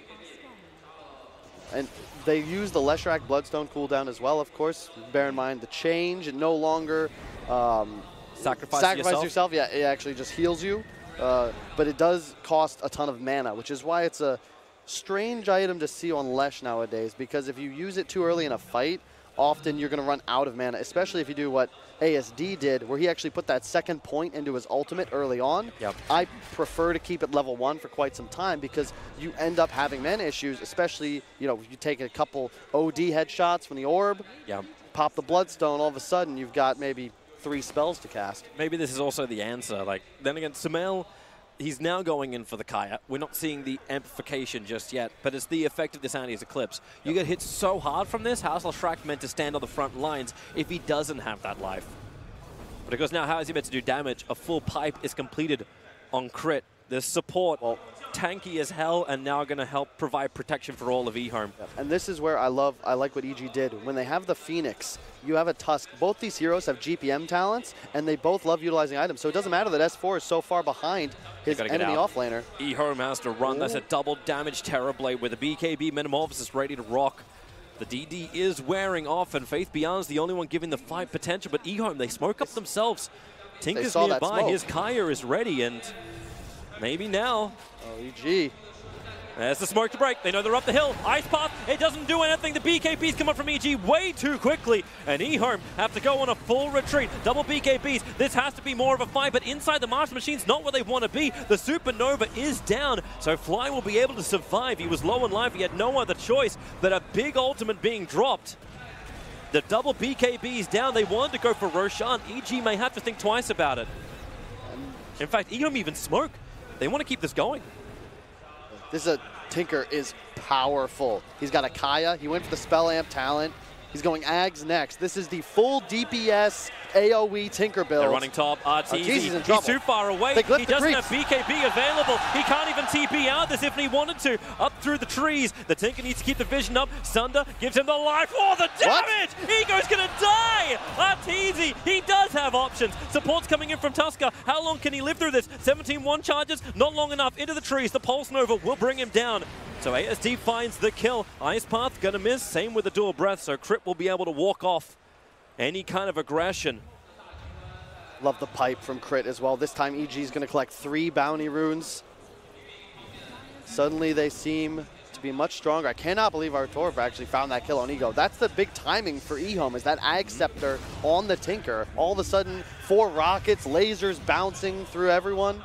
It's like Ego didn't believe that Artur would come out of the tree line and try and run out that way, so he's just got caught flat-footed for a Tinker. That's death. Hey, really good heads-up play by Artur. He was getting a lot of flack from the community yesterday, although they give that to pretty much everyone. And he recognizes laser on cooldown. You pop that to try and DPS me down. He finds the aggro Sunder and just chases to find the kill. Bottom lane, the setup's there. Avalanche forward, S4 tossed up. They have the damage with the stun control, and they body block him out, so there's no hook shot available to get away to safety. The creep wave was coming in, but it still would have been a pretty hard one. So another good pickoff from EHOME. Buys the space. The game is still in no one's favor. It's 1,000 gold and experience close together. Yeah, and EHOME, you can see the way they're itemizing and how they want to play this game. They already have 2 Force Staffs. You've got bots now on the Leshrac, a Blink on Faith Beyond. It's all about pace. They want to just sweep the map constantly. Tinker can deal with lanes. The other 4 heroes constantly looking for fights. Pop those BKBs from EG, work them down to 5 seconds, and then the amount of time they need to stall the engagements is going to decrease as this game continues. Can someone deward this Observer Ward finally? Like, Dire Jungle, they continuously replace it. Doesn't block the camps, but it watches when Tinker is farming up. I like this from Crit. Just he has the pipe. S4 going for the Vlads into Blade Mail. Blade Mail very effective against Tinker because it makes it Crit. It's hit or miss whether you can rearm into immediate blink if a Blade Mail target is standing in your March of Machines, because you're constantly bombarded with those tiny ticks of damage. True. Just liking the way Crit played that with a little bit of extra information. He walks down the river and not just straight down the lane and into the Dire vision. Able to avoid the EG gank. Avoid the EHOME gank. Ayasha finished on Sumail, going for the Dragonlance next, probably into a Hurricane Pike at some point. S4. Rocket reveals the Tinker, but Tinker completed his TP out only just in time. S4, and you can even see, look at Fly, he's doubled down. He bought a Midas. I think he finished that like post 20 minutes, but you just don't care because if you're EG, you know, like it's so much easier to kill a Tinker than it is for your enemy to kill your Terrorblade. Just the way this game functions. EHOME, you have a couple Force Staff, sure, but there's no hard save like an Astral, like a Snowball. Yep. And it's S4, like you can't itemize against this. If he finds the Tinker, he's in trouble and isolated. That's the real target for EG. The Leshrac as well of ASD. Going to start dealing some heavy damage. Expect him to get that level 20 Pulse Nova damage talent. Already 3 points in his ult. He'll start doing 230 a tick once he skills that up. He's going to be going for BKB next. Butterfly finished on Artur, so he's just going to accelerate even faster. Roche eventually will become an objective here, but it's so difficult for either team to fight the enemy in the pit if they're grouped up in a choke point. Yep. So wait for a more considerable advantage, a numbers advantage specifically, if you're EG. It's just side lane pressure. Tier 2 for Tier 2 tower. As far as trying to keep the Tinker on his toes, always that Clockwork rocket out. This is the primary reason why the Clockwork was the 5th pick from EG. They needed a catch against the Tinker. And how many times have we also seen this? Tiny sitting on the bottom lane, just mopping up the creep waves, always adding side lane pressure. Faith Beyond's taking care of the mid. And eventually EG will want to come high ground, but up against a Tinker, even like Tinker and Lightning, it's so difficult to do. And right now, it's EHOME who's winning the Tier 3 damage battle. Yep. And you can see the difference in just concept. EG running more of a obviously a 2-core lineup, 2-3. EHOME with 3 cores and then, you know, a 4 and a very poor 5. Both supports of EG, thanks to the Midas, the GPM talents, they're going to scale. So sure, S4, like his net worth has been pretty static, but he's got his core items up. He has no problem with rich supports in a game like this. And it's more space for the Sumail and Arteezy dual core. Huska's been forced back, thanks to Observer and Sentry Ward up on the hillside. This tiny Shadow Blade will not be able to catch up more, but the Observer and Sentry from Dire side will be able to see Terrorblade, but they want to find Clockwork. Toss him back in. Perfect ice path. There will be the problematic of that Blade Mail of Clockwork, but they just tank through it. Yep. And find the kill, a quick D-ward, but the Darkseer wall creates the illusions. Terrorblade wanting to walk away. He's got BKB available. The Ice Path's already connected Terrorblade on the Half-Life. Remember that Sunder BKB. They need to burst him down, and now he'll BKB. Looking for a Sunder target. It's going to be the Darkseer, Faith Beyond. The support is moving in. Tinker TPing to the Shrine. These BKBs, they're wearing out quickly because they bought him so early. They're force-staffing forward. They still want the Terrorblade. No Sunder, no BKB. Tiny, toss him up in the air. The Ice Path won't connect, but maybe with Leshrac in the middle of the fight. Defensive imprisonment is doing the work, and Tusker create space in the back line. He's got the space created and the shard block up. They will not want to force it any further. Tiny dies, and you manage to keep Arteezy alive on the whole of EHOME, chasing him to kill him. What objective they had. That was a confident move by Arteezy. He pops the BKB and doesn't teleport out immediately as he could have. Instead, choosing to trust his teammate, Sumail coming through with the clutch Astral just before the Lesh stun connected. And that's the issue. Once you're Astral defensively and then the egg is on top, if you're EHOME, it's indefensible. You cannot continue trying to assault EG's backlines because they're just too powerful. The turnaround potential of a Tusk and a Clock catching you off guard, like, the double save. Blink on OD ready. Oh, hook shot's out, and you'll say goodbye to Innocence. TB the try is being cancelled. I like this item from Sumail now. All of a sudden, he can find himself on top of whatever target S4 gives him, be that the Jakiro now, but later in this game. Surging. Tiny forward. He's not underneath the sentry ward. They've got their own sentry. Now he is visible, and he jumps in. Double avalanche. They need a combination. The stun with the fact that the BKBs from Sumail come off. He's got Eclipse available. He can just drop it on the heads to the north if he wants to find the kill, but he doesn't have the vision to play with. Now his BKB will wear off. Defensive imprisonment. Is there a follow-up stun? Latraki preps it. The ice pass there, but that's Sumail. He blinks away. Crip will go into the snowball. That may be able to make more space in the shot. He controls up 3 in the back lines. Another defensive imprisonment from Sumail. Crip will finally go down to the Dagon of Tinker, but they're looking for it, but don't force off into the Eclipse. Sumail is trying to style, but even he does not have enough style to get away from that EHOME lineup.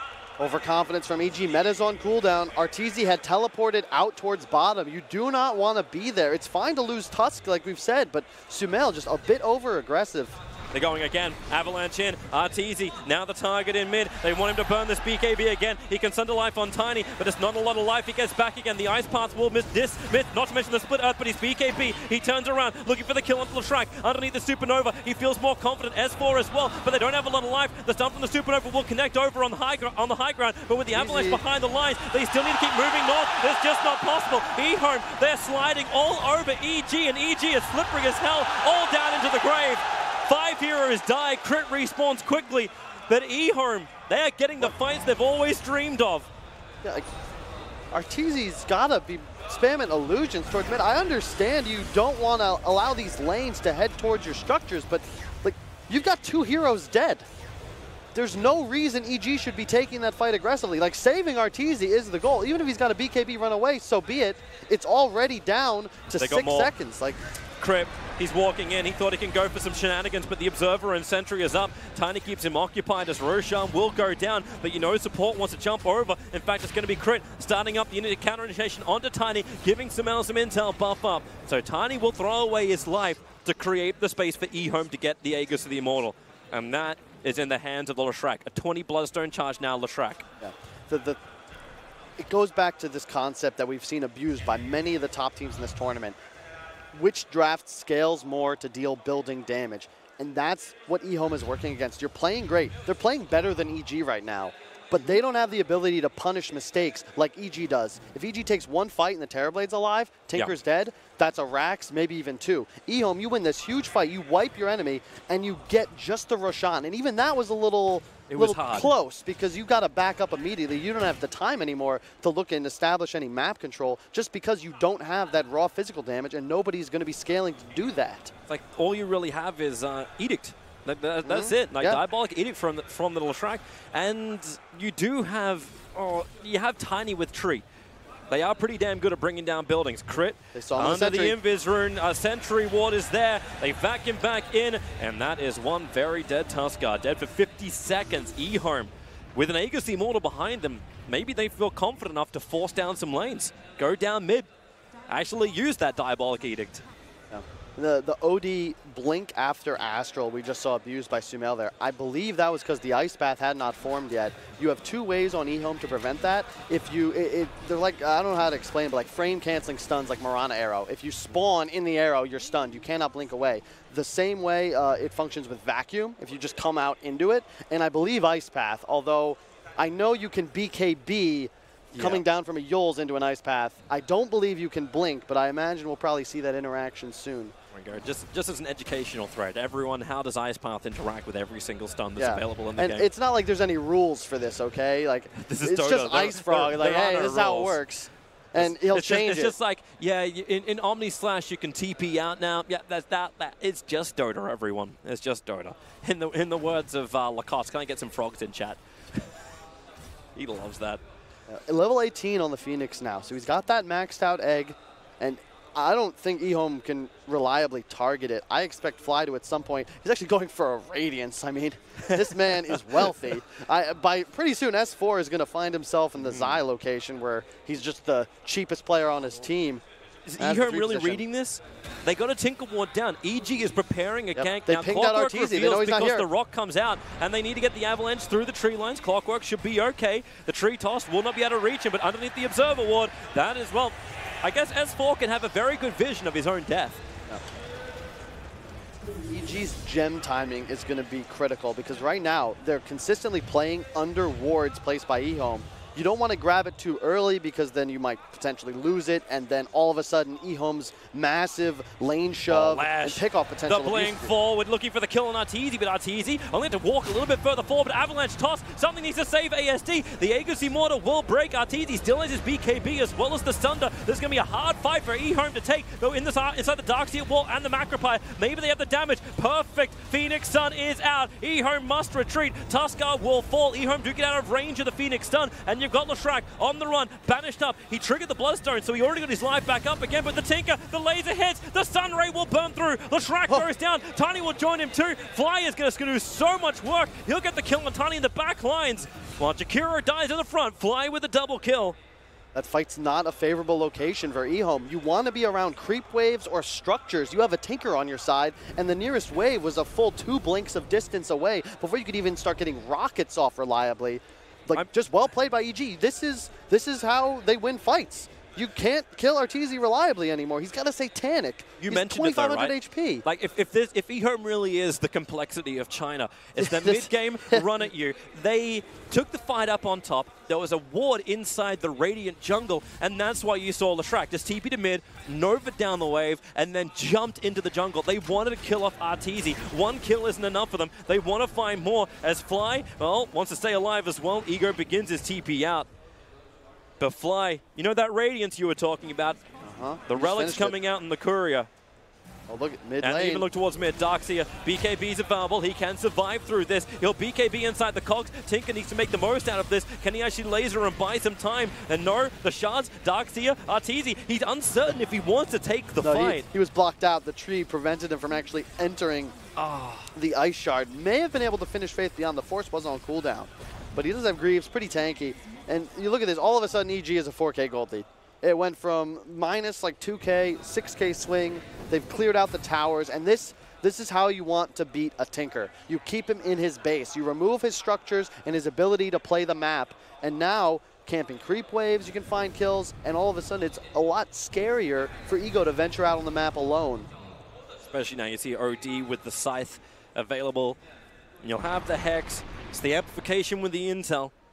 That's 178 int on the OD, which all goes to buffing up the Eclipse thanks to the Tinker Observer Ward that's down. There goes your Eclipse. Faith Beyond's BKB will protect him so he can surge himself away underneath the Phoenix Sun. But on the other side, Clockwork dying to Leshrac. The blink forward from ASD gives him a double kill. But you know Samel once more. 28 intel stolen. He hit so hard. Make it 32. Eclipse, he'll have his way to jump back out to Ego. A quick blink. Faith Beyond. He's running back as Arteezy chases him as well. ASD will finally go down. That was a certainty. And Artur has done a great job thus far of avoiding the VAC wall. Even if you're BKB'd, you will spawn a wall illusion, and that solves a lot of EHOME's physical damage problems if all of a sudden they have a Terrorblade of their own, dealing almost 100% damage. You don't get certain item bonuses. But, man, like, this feels like just an easy game for EG, similar to Vici in their last series, where Vici Gaming just drafted themselves into a hole. They put themselves on a clock in that decisive Game 3, and even though, like, I don't even know if EG feels like they outplayed Vici. They were just in a position where they had a much cleaner draft, and it was far easier to execute. EHOME, they put themselves on a clock. They are up against the clock, and it's not working out too well. I get that, but at the same time, I feel like EHOME's team fight, it still has a lot of bite to it. And their counter push that can come from inside the base is also quite good. So does EG continue to find these fights outside the base? Not if EHOME stands as 4 heroes on their high ground, but it's possible. It all comes down to the gem timing. I think that's the next play here for EG. I expect to see someone grab that pretty soon and just start to limit the vision of EHOME. You can see Arteezy sending a TB illusion, hopefully to check those bottom bounties. I see them being pinged out, but I think that was EHOME. Somebody should go grab those. Yeah, you've got a lot of gold. You've got Tinker with Refresher Blink. He can, like, when Tinker is inside your own base, you know there's issues. Yeah, and that's the thing that's really changed about late game Dota. We don't typically see games go too long anymore. When you get to this stage, that bounty, 122 gold. EG's advantage, like, they just went up so like 2,200 off those 4 bounties they collected. You don't really need to do anything. Like, look at it, from 5 to 10 in a couple of minutes. And a lot of it's just those bounties. A product of establishing map control, keeping EHOME in their base is you don't really need to do anything. Just keep grabbing the runes, kill the next Roche, and your advantage at some point is going to be insurmountable. They're looking for a toss-back target. Tiny is trying to find one. Faith Beyond blinks forward, but this can definitely reveal the fact that Vision is on the hill. And they're pinging it out. We need a sentry ward to the front lines. And hey, look, Phoenix. I think he's got a little bit of cash, Kyle. Just a little. I mean, 90 gold per minute plus the Hand of Midas. And this is the key item. Look at what Sumail's got queued up. Refresher Shard, baby. This, I don't know what to do as EHOME's side. You have a BKB able to be completed on the Tinker. You already have one on Faith Beyond's Darkseer and the ASD Leshrac. It's just a concern that, like, double Hex, double BKB, you just can't mess with Sumail, ever, if he's got his cooldowns available. EHOME stuck inside their base as well, so there's no way they can contest EG's Roshan. Like, they can smoke, they can search, but by the time they even get to the tier 2 tower position, Roshan is taken by Evil Geniuses. And in fact, they're smoking up and the line is drawn to go south. They want to go the bottom lane, mid as well as top. Has pushed out a little bit. A BT down from the Tinker. Clockwork, he reveals himself. He turns on the Blade Mail, so that's why there's no blink available. And OD also arrives. Tinker will just go down. Buybacks available. And I think EHOME were trying to bait with their Tinker, but now it turns into something else. Double TPs down to the shrine. They're in full retreat, EHOME.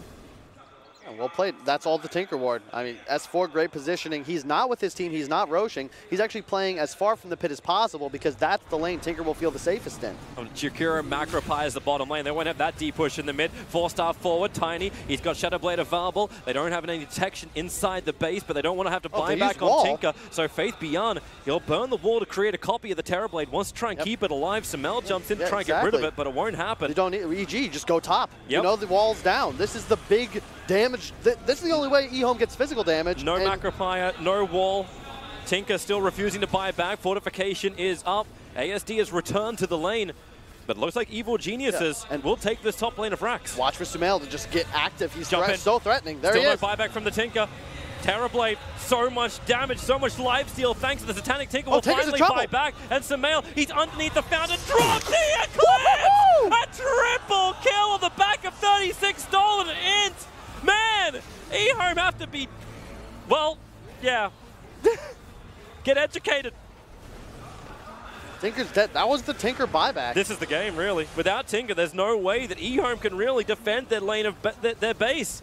What I said, one fight, one kill. Tinker's dead. Oh, well, easy win. Just like Powerball, one fight can change it all for you. Even Refresher Orb being purchased up by Terrorblade. They got the Hex out. They damage onto Jakiro. Sumail hits like a truck, 40 stolen intelligence. They're trying to get the counter kill into him. Sumail is low, but he will be able to survive. And in fact, they go in even deeper. Sumail actually got the stunted life out from the Terrorblade, and that's who ASD is chasing down. He's forgotten the rest of his team. He's chasing after the Terrorblade, but it won't happen. Hook shot avoided. ASD, he's buying time, but I'm not quite certain time for what. Look at where Sumail is. He's in the base, casually just hurricane biking. Just killing everybody. Oh, he buys a refresher. Oh, yeah.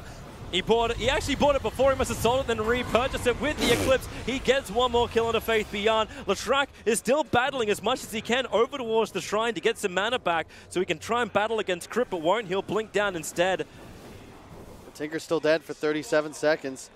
They can't take full megas. The tier 2 tower is alive on bottom. So they have a little bit of time. ASD will now just, with the bounty room pickup, he needs more creeps before he can afford his sustain through the Octarine. Now he can get it. Oh, man, it feels like it was an EG game. Easy EG game.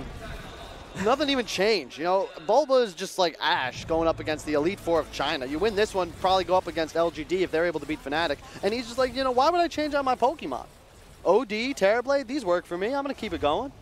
EG seems super effective. But EHOME, they are fighting. They are not giving up. Just like Ash. Keep losing a whole bunch of tournaments, but you still keep turning up. Hey, don't worry. It's the heart of the Pokemon. Wait, hang on, I'm getting crossover. I mean, they definitely have the record for most top threes at an event for probably over the last half decade or so.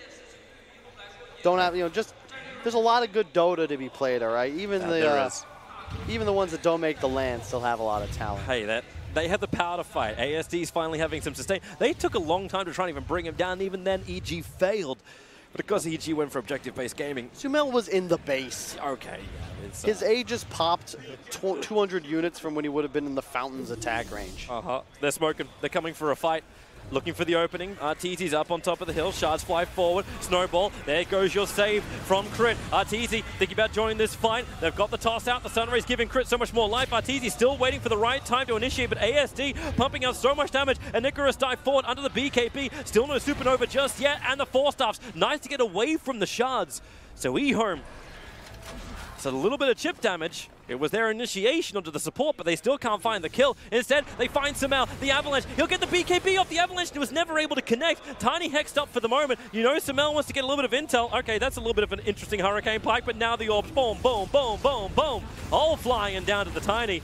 Run home, however, Arteezy is taking the tier 3 towers. So while this fight goes on, EHOME are being mega creeped by the Terrorblade. They have to try and cancel any TPs back. Faith Beyond's TP, it won't work either. Trying to BKB and surge away. He didn't want to have to use that one before. So Crit and Fly will stay on the back of his tail. But Arteezy's just going for the full GG. Ready. He is isolated, but he has Refresher Orb as well as the BKB. So here you go again. The double parallel wall. They need to try and bring him down. Avalanche toss. That's onto a support. His BKB is there. Not to mention the Sunder. He won't even have it. No one's got enough life for him to really steal it. They back him back in. Maybe actually he has to be pushed back. The range track isn't down just yet. This Tinker makes it difficult when the laser bounces through, giving that mischance. The parallel walls of their another back is still on cooldown for the moment, but the range track is finally brought down. Latrak wants to fight, but so does Sumail. Here comes your orb attacks into Latrak. 12 down on the end, and Sumail gets smarter and smarter. 52 intelligence stolen, and he's got Eclipse up. You know he wants to nuke him.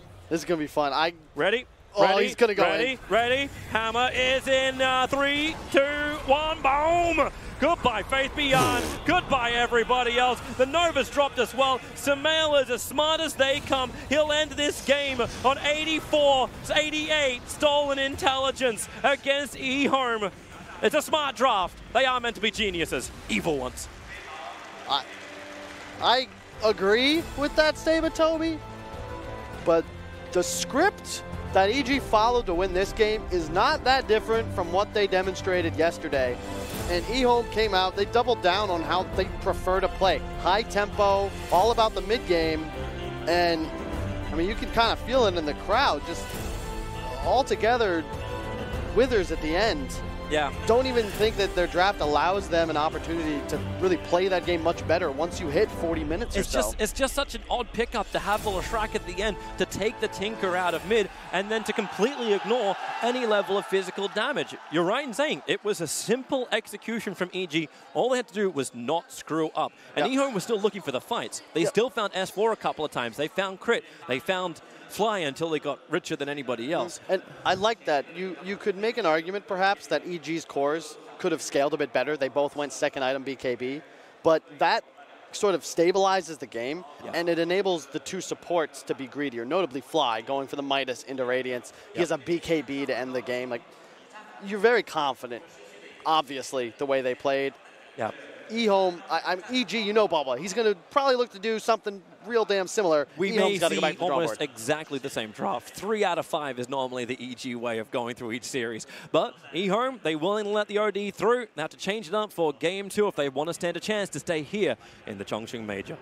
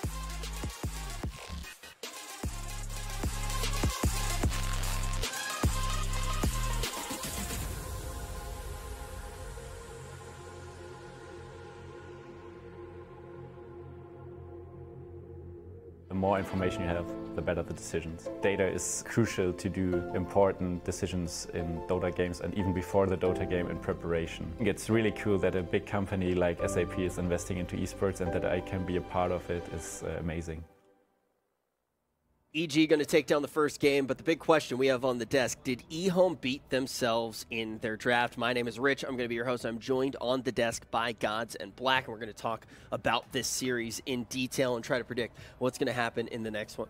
So this is EHOME, and this is EHOME's draft. I got Black some toys so he would behave on the desk, and even that failed. So we're just gonna he's getting a bit better than yesterday at least, you know. Or he's picking up. Yeah, that wasn't too tough. Gods, Black, you're in timeout. Gods, what did you think of the draft coming out from EHOME? They had no late game, nothing to hit buildings with, and as a result, their play was just desperate. They were like desperately trying to push, trying to play the early game, and it's not working. Second the BKBs came from EG, the game is just over. I know Black was being slightly hyperbolic, but he said something along the lines of, if VP drafted this and played against any team, they would lose. That's how bad you said the draft was. I thought it was like a 90-10 draft, something like that. It was ridiculous. Like, you can't draft this kind of thing. It's 2019, man. Do you feel like it was that hard to win with it? Do you think it was really a 90-10 scenario, Gons? Yeah, probably. It's just how... Also how they laned. Carry Tinker and Leshrac mid. Everything was so off. The lanes ended up not costing them too much, I don't think. They definitely gave Sumail a lot of space in the mid lane, but I think it's much more than the lanes this game. It's just how the draft really came together. Like, yeah, Lesh Tinker as your 1-2 position, all magic damage, nothing against BKBs. Some building push with Edict, but not really amazing. Leshrac versus TB, I don't really feel like it's actually particularly good for Leshrac because you just melt to the TB metamorph. He outranges you, you try to walk up to him, you just die to the right click. So it wasn't pretty for EHOME, even though the game for 25-30 minutes felt kind of close. It really wasn't. They kind of outplayed them a lot, though. I think EHOME had a lot of good fights. They won they shouldn't have, where they just outplayed EG. They caught them out of position. They were in really good positions themselves, but if you have this kind of draft, you can't punish anything. Like, they won a team fight, they got a Roche, and it took them like 40 seconds. I mean, Kyle was even saying that. I feel like EHOME was playing better than EG. Yeah, they team wiped them, they got a Roche. EG, they win one fight, they get double racks. Game is just over. Like, all it takes for EG is one successful team fight where Tinker dies, and with Terrorblade, you just push buildings. And also, doesn't this somewhat just play right into EG's hand? This is a team that's wanted to make sure they make it to the late game. They're focusing a lot on the team fight with heroes like Phoenix. Did EHOME just give them the time that they needed for everything on EG's side to start clicking? Yes, they did. But you can't end the game earlier, too. Yeah, because you don't have tower push. Ending games early, even if you had a bit more tower push, it just doesn't... I don't know, I don't think it's going to work. Like, let's say you put in like a Shaman or something else, like with some building push potential. It just doesn't still look like a draft to me. I mean, TB had minute 15, Yasha BKB. At that point, he's like virtually indestructible. Yeah, this is where if EG was in EHOME's position in the draft, they would have last picked an Arc Warden instead of Leshrac. And then it's like, okay, you've got this late game scaling hero, you've got a way to go late game. Instead, they get a Leshrac. They just double down on this early game magic damage, which is just not going to do it for you. Yeah, and of course, as we saw, EG loves going late game, doing it here once again. They were not even trying to end the game early. They were just farming up, just staying in their own half, farming the enemy side of the map when they can. And that's just EG. Just hanging out, waiting for the GGs to come in. But when you look at the side of EHOME, you basically say, okay, it just looks like they basically beat themselves. EG, can we even get any temperature on how they are playing? I know you mentioned, Kyle said, it looked like at times EHOME was even outplaying that, but can we really even assess how EG is feeling, how they're looking for the rest of the day? Or was this not an accurate depiction of what we can expect from either of these teams, even within this series? I think they still have a lot of polishing to do. S4 had another very rough game. But, Sumail back on his OD again. Yeah, so as a team, I don't think they necessarily played around each other perfectly, but some individuals stepped up. Sumail was like 17-1 there at the end. Sumail, super flashy stuff from him, a lot of fun to watch. Fly's Phoenix going for a Midas, playing a bit greedier this Midas game. Radiance. I liked it. It's good to see Fly recognize this is a slow game. We're going late game. I've got this GPM talent, I get this Midas, where there's no pressure on us. I'm going to go, Midas Radiance. I think EG individually made good item calls, made good plays. It's just the team wasn't clicking perfectly, but first game of the day as well. Yeah, I'm very excited to actually see what strategies we see come out again. Do you think it's really on EHOME right now to just go a completely different route in the draft? Because to a certain degree, it feels like that draft was so reactive. They were really looking at how EG set the tempo in the draft. I expected something like a Faces Void, just like, get a winning condition. This game they had none. They can win fights, you win a fight, and then nothing. It's just not going to work. Not in this kind of like caliber Dota. Yeah, for what Gods was basically saying, it was like, yeah, they win the team fight, and then what do they convert it to? What are they able to actually do after you win a team fight? So they definitely need to find ways to get that into their lineup this time around. EG, I feel like they just try to do the same thing again, right? There's pretty much no pressure on them at this point. Yeah, they'll secure, just, you know, cover the basics. We talk about drafting. There's a lot of check boxes that you just want to tick one by one, and EG is very good about doing that. Hard carry for Arteezy, playmaker for Sumail, you know, playmaker type roamer for Crit, solid support for Fly. Like, they get it all. They make sure they tick all the boxes, and at no point does it ever feel like EG has an incomplete draft. Can you please ban the OD as EHOME, though? I agree. It's the 4th game in a row he gets it. Uncontested. Again, he gets a free farm lane. 5th game, I think. It goes even before the BO3 yesterday, yeah. Like, they don't even try to counter him, you know? Yesterday, he got it 3 times against VG, and they didn't try to counter him. Today, same thing. And he just does his, like, own thing all the time. He deals so much damage in all these fights. He plays his hero really well. Just at least make him play something else. You obviously can't beat it. I mean, that's the thing, too. It's getting scarier and scarier as he just racks up game after game after game. It's been 5 games in a row. I mean, he probably came into this tournament with like 10 OD games play. Yeah, I'm not going to play the hero so much. And the first game, he's like, oh, what do I actually build? What items? Oh, this is kind of good. Now in the 5th game, he's like, whoa. Show on, 17-2. Best OD in the world. Crushing kids. Yeah, just absolutely buying people up on the main stage. But in all reality, the way that they've prioritized the OD, they want it. Can you ever let somebody have something that they want, especially at this level, when you're down to the wire that frequently? I mean, maybe you give it a test once, let them take a little bit of a nibble with the OD, and then you go, ouch, that hurts. Stop. They banned Puck instead of OD. Like, yes, Sumail's a good Puck, but EG are not playing Puck other than 1 game against Aster. Like, what are you thinking banning Puck instead of OD? Makes 0 sense. All right, so you don't like what EHOME's banning. You don't like what they're trying to do to actually counter EG based off of their actions. Does this fall in line with what you were panicking about before we even saw EHOME really start their run in the CQ Major? They played so well in this game, but it all fell apart in the drafting stage already, which we criticized before the game even started then. If they can't fix this, they have no chance of winning against EG, who always has like a solid lineup to, at the very least, be 50-50 in the draft. And now we're going to be taking a look at the next draft of a series that could end here. We could see EG move on forward. If you move on forward here, you end up playing the winner of whoever does take down the next series between LGD and Fnatic. And the winner of that moves on to play Secret for a spot in the grand final. EHOME needs to make their stand here and extend it all the way to a 3rd game, and an early TB coming out here again for EG, backed up by the Tiny. EHOME, though, with the Tusk. Taking the Tusk this time instead of, what did they take last time? Tiny, I think, right? Yeah. I think they took Tiny first. Tiny, I want to say, yeah. Yeah. Now, 2nd phase, they're definitely going to ban OD, though. I believe in them and their capability of doing so. Oh, they pick it up themselves. All right. That works. That works. They've got to feel confident, because they could just ban this out. They don't need to pick it to block EG getting it. So they must feel like they can utilize this hero well, and also what they've seen EG do, they must feel it's incredibly strong. You get that camera shot, and you're like, oh, shit. I got to play another hero. You got to do something else. Well, you know, he's played the hero more than anyone at this tournament. He knows probably how to beat the hero better than anyone at this tournament. True. He was probably so bored of playing it too. Can I just get something flashy, man? Did you see that last game? I think he was having fun. He was buying refresher in the enemy fountain, dropping sanities in the enemy fountain, diving enemy fountain.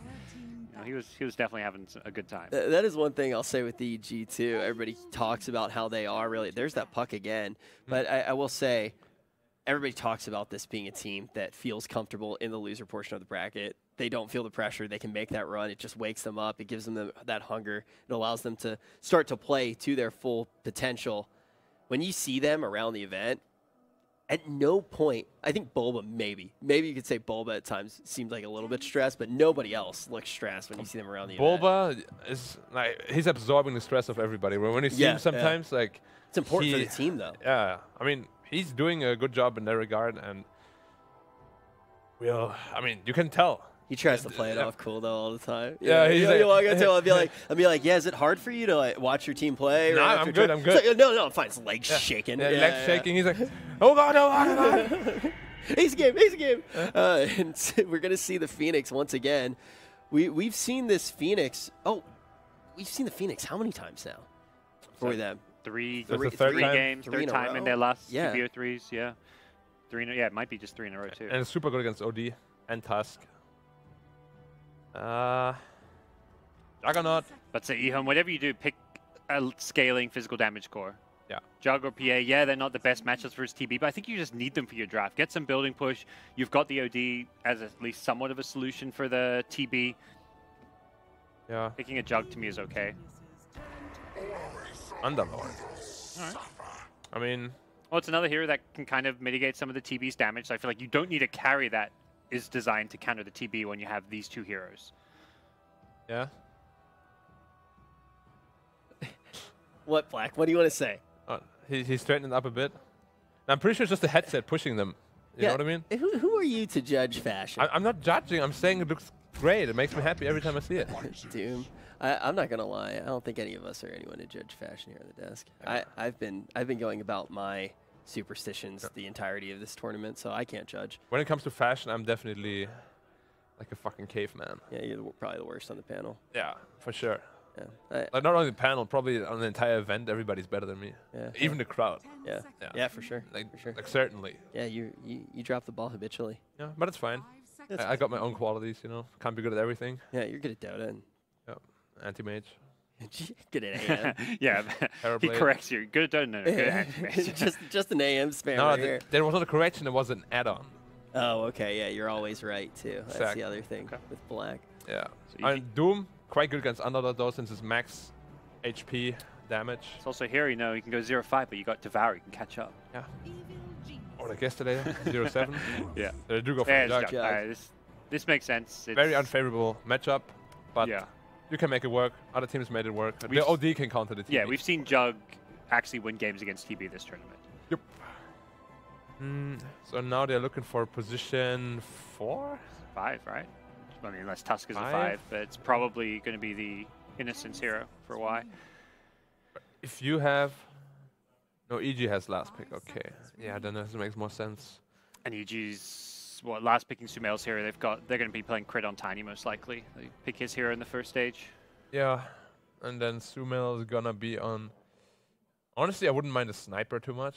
Sniper TB, it seems okay. There's just no heroes to get on top of the sniper really right now. Other than the snowball. Yeah. And Blink Daggers later on. What else is there? Puck is banned. What else is good against OD?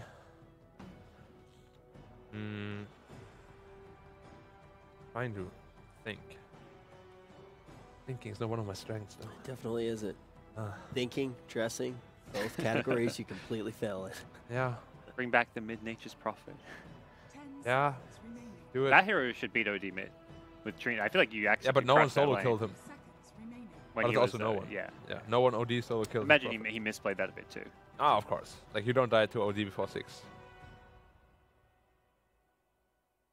You Bulba there for a second, looking pretty confident. Oh yeah, for sure. There's no pressure on them right now at all. They love their draft. EHOME is a bit more like, ooh, we're feeling it. You got.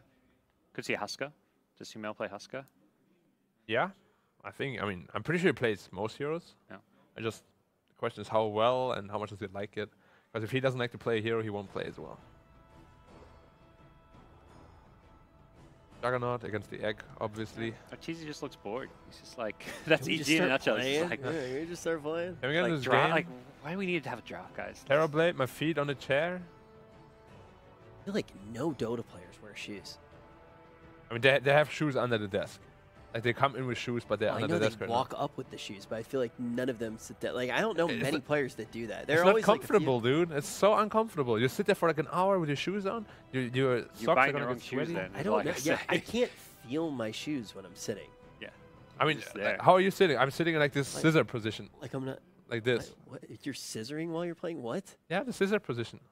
I don't know that position. Like, like this. That's how I play. That's not what that's called. How is it called? That's not what that's called. Cross-legged? Oh, cross-legged position. Butterfly. Butterfly, whatever it's called, you know what I mean. Scissoring something very different. Black. What is scissor? Black, sit Okay, down. never mind. Yeah. There's the sniper band. Good band coming in. Shaman. How do you like the shaman here? Whoa, shaman, mid shaman? Wait. No, No, it's sorry, OD. that's the other team. That's what I just saw it on the screen. I didn't know. Okay, that's Are you thinking about something else right now? Yeah, look. So shaman, that was I don't okay. I know thought that what's was going on EG's always. pick. That's EHOME. Like you two are on some shit. That's all I know. Just Black. Let's talk about Dota, man. And please, Black. I have been talking about Dota and how I'm sitting on a chair. and you're Oh, laughing at Death me. Prophet. DP. That's a Sumail hero. Haven't seen too much of it this tournament. It's good against the lineup though. Yeah, gives them that.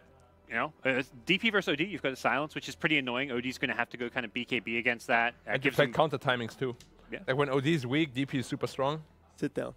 There you go. Getting too excited. Now he's self-conscious about how he sits. All right, so let's talk about these drafts.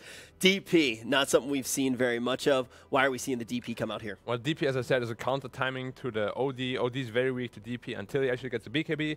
And even then, he can still die very easily to the Ghosts. And Juggernaut doesn't particularly like playing against DP either. DP buys the Yules. Yeah, and the Jug Spin doesn't help. Yeah. Okay. Last time, we liked EG's pick a lot more. Are we feeling the same way before we jump into the game? Yeah, I think, again, it's EG just following their draft form, from start to finish. Pick crits hero in the first two with the core hero, with the TB. And, I think EG just have a better understanding of how to play in draft right now. All right, we're going to have to see. Is EG going to be able to take this one cleanly? Is it going to be a 2-0, or is EHOME going to be able to extend it to a third game? Personally, I'm hoping for a game 3, but I'd also just like to clarify something the panel was talking about. The best people do their things without shoes on. I, myself, have no shoes whenever I cast. I kept my shoes on. It's the winner's That's what way. you do. Well, you're my rock. You're my analytical rock. But I need the fancy footwork that cannot be done inside of shoes. Whatever you say, Toby. Let's get to the game. We've got a fantastic draft from both sides. This one, Kyle, feels a lot better matched up. EHOME have a lot better combination of different heroes to work. Yes, and definitely. And types of damage, mainly. Yeah, it's a more balanced draft. They did what I expected them to do in the first game. EG go Tusk Terrorblade. This game they go the Tiny Terrorblade. You just take the OD. Second game in a row, EG prioritizing Radiant, EHOME preferring first pick. The exact same bans in the exact same order from both sides. The only switch up was EHOME going Tusk over Tiny. I think that's just a better hero in general. Crit did way more work on Tusk in the last game than I felt Tiangming was able to do on his Tiny. It's just the nature of the hero. You can play defensively. You're stronger in the laning phase, finding kills. More like you aren't as affected by BKBs either because of the interrupt of your ultimate and the shards. This is, okay, Innocence. Is he trying to make it really obvious that he planted the ward down? Because he walks underneath the Radiant Tower. Doesn't take any damage, but just very much envision. The ping's exactly on point. It's mind games, though, because he could also be baiting that he placed this ward. That's true. He actually, technically, when he came under the tower, he had already placed the ward. As that, like, guys, he's pinging this, but why is he walking there? Next level play. So the lanes, they're going to bounce around. I was actually kind of wondering where Faith Beyond would end up, if it would end up having this Doom versus Underlord matchup. But instead, they're sending the Underlord towards the top lane. It's going to have Juggernaut from Ego onto the off lane to work with the dual support off. We get to see the Shadow Shaman as well, a hero who has been popping up throughout the playoffs. I like the decision from EHOME, though, because you don't want to ever put Underlord against a Doom 1v1. He out-regens you because of the Devour mechanic, and the Infernal Blade is max HP-based damage, much like the Death Prophet Drain. Both of these heroes are very good against Underlord. He's always tanky, but he suffers when he's able to be taken down by abilities that are percent-based. Speaking of suffering, I kind of want to keep my eyes on S4. Managed to use the TP to go out to the Tier 1 tower this time, directly in front of EHOME, and they just like, it's a will to dive. S4 at least can juke it up a little bit, but they just keep ether shocking him down. Now you go into your tag team, and with the spin damage, they're a little bit clustered inside the trees. EHOME walking over their own feet, but this is the exact thing we were worried would happen again. S4 locked in, brought down. And without a TP to walk back to the lane, it's 28 seconds on cooldown. He'll end up having the long walk of shame, but at the same time, mid-matchup. You were mentioning it during the draft. It's really good for a Death Prophet against the OD. Yeah, the matchup itself isn't ideal, but throughout the game, OD hates playing against silence, and Sumail's going to be able to hit him with a 6-second silence for like super long range. In addition, you naturally itemize for Yules, you buy a BKB, and you're high end. So OD never really has that massive hammer damage. Bottom, that was huge because not only does EHOME get the kill, but also they gained lane control. So S4 has to walk back, and he's going to be buttered up very easily if they choose to go on him again because of all the distance you now have to find kills on this Doom. He does hit level 2. But he had to devour a creep on the side, so I don't think he even can stay at this camp long enough. It's a Centaur as well as the Smasher. Because he stuck around, they can potentially body block him in the tree lines. So nice control. They have to keep it up, however, but there's no level 2 on Shaman. He is a small amount of XP away from getting it. And with the shackles, they could have tried to take the fight. In fact, now level 2 is up, but no way for Tusk to close the distance. I think you want to wait if you're EHOME. Just get the Tusk level 2 and then look to get aggressive. Now, because that's a sure kill. It requires too many, you got to block him. Jug has to chase away from his creeps.